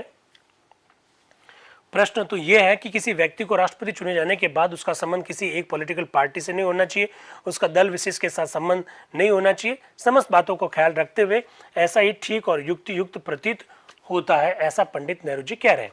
इसके बाद वोटिंग हो रही है और वोटिंग में जो संशोधन लाए जा रहे हैं उसके ऊपर वोटिंग करेंगे।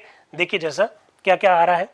राष्ट्रपति संघ अथवा किसी प्रांतीय सरकार अथवा किसी स्थानीय सरकार के से कोई वैतनिक, अवैतनिक अथवा सवैतनिक पद ग्रहण नहीं करेगा। संशोधन अस्वीकार हो गया। इसके बाद में जो संघ की पार्लियामेंट द्वारा निश्चित किए जाएंगे और जब तक कि वो जो संशोधन रखा गया संसद वेतन तय करेगी, इस बारे में ये भी संशोधन क्या हो गया, अस्वीकार हो गया। घटाया जाएगा शब्द की जगह परिवर्तन किया जाएगा शब्द लिख दिया, इसको भी अस्वीकृत कर दिया। राष्ट्रपति के पद पर रहते हुए उसके वेतन में परिवर्तन नहीं किया जाएगा, यह शब्दावली लिख दीजिए, सुझाव दिया गया। नेहरू जी ने जो प्रस्ताव रखा उसमें लिखा हुआ था घटाया नहीं जाएगा। नेहरू जी ने कहा कि घटाया नहीं जाएगा, यह शब्दावली सही है। परिवर्तन तो किया जा सकता है ना, बढ़ोतरी तो की जा सकती है, इस पर तो हमने पहले भी बहस की है। यह संशोधन भी अस्वीकार हो गया। इसके बाद में एक संशोधन आया, अब नया खंड आया। एक संशोधन क्या आया, अब तो सीधा नया खंड आया और नया खंड पंडित जवाहरलाल नेहरू रख रहे हैं।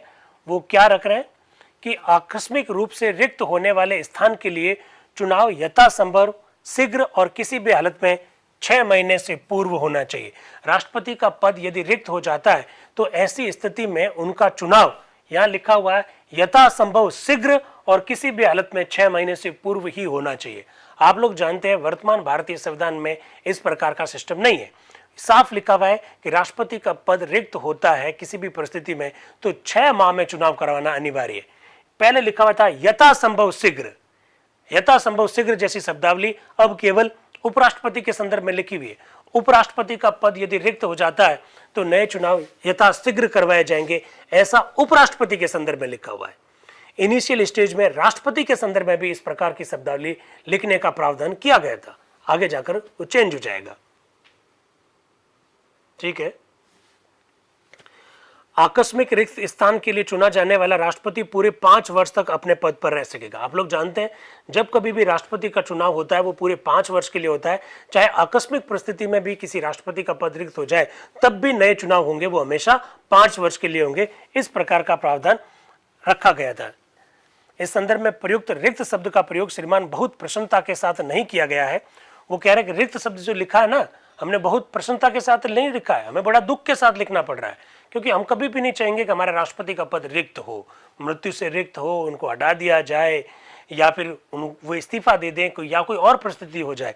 तो वो कह रहे हैं मैं रिक्त लिखते हुए कुछ ज्यादा खुशी महसूस नहीं कर रहा हूं, ऐसा वो कह रहे हैं।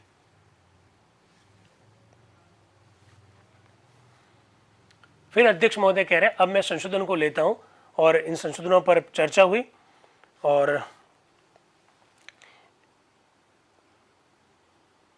एन गोपाला स्वामी आयंगर साहब इसमें कुछ शब्दावली जुड़वाना चाह रहे हैं। वो कह रहे हैं कि प्रस्तावक महोदय ने इस खंड के अंतर्गत आकस्मिक रिक्त स्थान जो शब्द का प्रयोग किया है, इन शब्दों की वजह से बहुत सी कठिनाइयां पैदा हो गई है जिन्हें दूर करना बहुत जरूरी है। आकस्मिक रिक्त स्थान साधारणतया ऐसे रिक्त स्थान होते हैं जो किसी खास पद के लिए निर्धारित अवधि के दौरान में गठित हो जाते हैं। जब उनकी पूर्ति की जाती है तो जो व्यक्ति उन पदों पर नियुक्त किया जाता है उसे केवल शेष अवधि तक के लिए ही उस पद पर समझा जाता है। लेकिन इस वाक्य खंड का संपूर्ण उद्देश्य ये है कि जो रूप में कोई संबंध नहीं होना चाहिए, प्रत्यक्ष है कि आजकल के जमाने में अगर, अरे ये क्या हो गया, ये पेज वापस कैसे आ गया, हाँ एक सेकंड,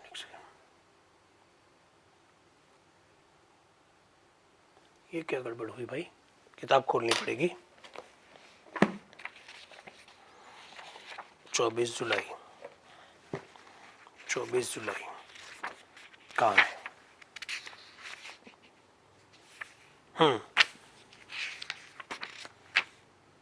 बिल्कुल अब आ गया। तो एन गोपाला स्वामी आयंगर साहब कह रहे हैं कि भाई आकस्मिक रिक्त स्थान जो शब्दावली आपने लिखी है उसे गड़बड़ हो रही है, तो क्या लिख दिया जाए? राष्ट्रपति पद के लिए आकस्मिक रिक्त स्थान की पूर्ति के लिए उचित व्यवस्था की जानी चाहिए, चाहे वह स्थान उस पद की निर्धारित अवधि से पूर्व हो या बाद में खाली हो। चुनाव संबंधी विस्तृत प्रणाली का नियमन संघीय पार्लियामेंट के कानून पर छोड़ देना चाहिए। उन्होंने कहा इतनी डिटेल में कॉन्स्टिट्यूशन में लिखने की कोई आवश्यकता नहीं है, हमें कुछ बातें हमारी पार्लियामेंट के ऊपर छोड़ देनी चाहिए, ऐसा वो कह रहे हैं। फिर वो कह रहे हैं बशर्ते कि उस हालत में अगर कोई स्थान विशिष्ट पद की निर्धारित साधारण अवधि की से समाप्त होने से पूर्व खाली हो जाए तो रिक्त स्थान होने वाले स्थान की पूर्ति के लिए चुनाव यथासंभव और शीघ्र से शीघ्र मतलब 6 महीने में अवश्य हो जाना चाहिए। इस बारे में वो बात कह रहे हैं। और फिर अध्यक्ष आप कह रहे हैं कि भाई संशोधन पेश हो चुके हैं, अब जवाब दीजिएगा। जवाब देने वाले होते हैं इससे पहले कि जगत नारायण लाल जो कि बिहार से हैं, वो कुछ बात कह रहे हैं। यहाँ एक्चुअली मैं छप नहीं पाया था, इसलिए मैंने ये किताब हाथ में ले ली है। मेरे हिसाब से ठीक है, आपको ज़्यादा एहसास होगा कि ये वाकई में संविधान सभा की बहस ही बताई जा रही है। क्या कह रहे हैं जगत नारायण लाल जी जो कि बिहार से, वो कह रहे हैं श्रीमान मुझे भी नजरुद्दीन अहमद द्वारा पेश किए गए प्रस्ताव के संदर्भ में कुछ कहना है।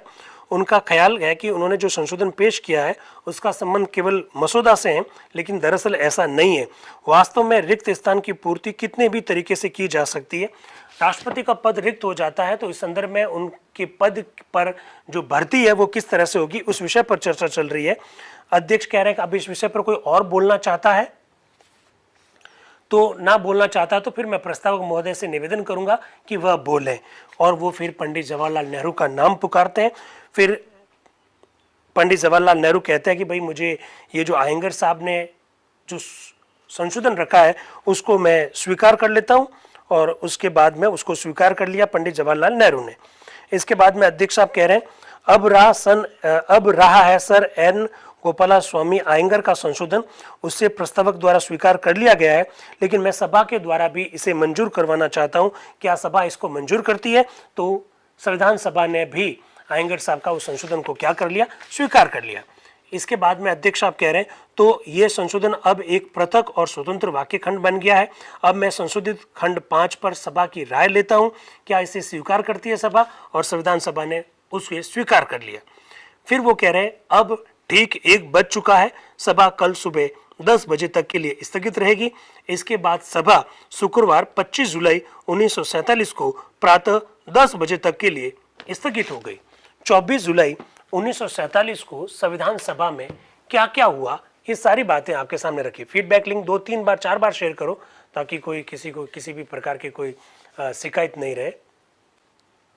तो ये सब बातें आपको मालूम होनी चाहिए, बहुत ढंग से आप लोगों के सामने रख दी गई है। कल 25 जुलाई है और 25 जुलाई को भी संविधान सभा की बैठक होगी, लेकिन मैं फिर बताना चाहता हूँ 26 जुलाई और 27 जुलाई 1947 को संविधान सभा की कोई बैठक नहीं हुई तो हमारी भी कोई बैठक नहीं होगी। इन सब बातों को ध्यान रखें। और YouTube के जो साथी जुड़े हैं वो बिल्कुल एक प्रश्न पूछा है मेरे भाई लोकेश ने, सर आज रामनाथ जी कोविंद इस्तीफा देंगे। अरे इस्तीफा नहीं देंगे लोकेश भाई, रामनाथ जी कोविंद इस्तीफा ना देंगे, उनका कार्यकाल आज पूरा हो जाएगा, तो इस्तीफा देने की जरूरत ही नहीं है।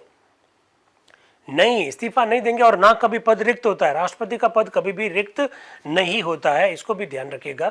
देश का सर्वोच्च अधिकारी का पद कभी भी रिक्त नहीं होता। तो आज के लिए इतना काफी है। Thank you very much and wish you all the best. Thank you.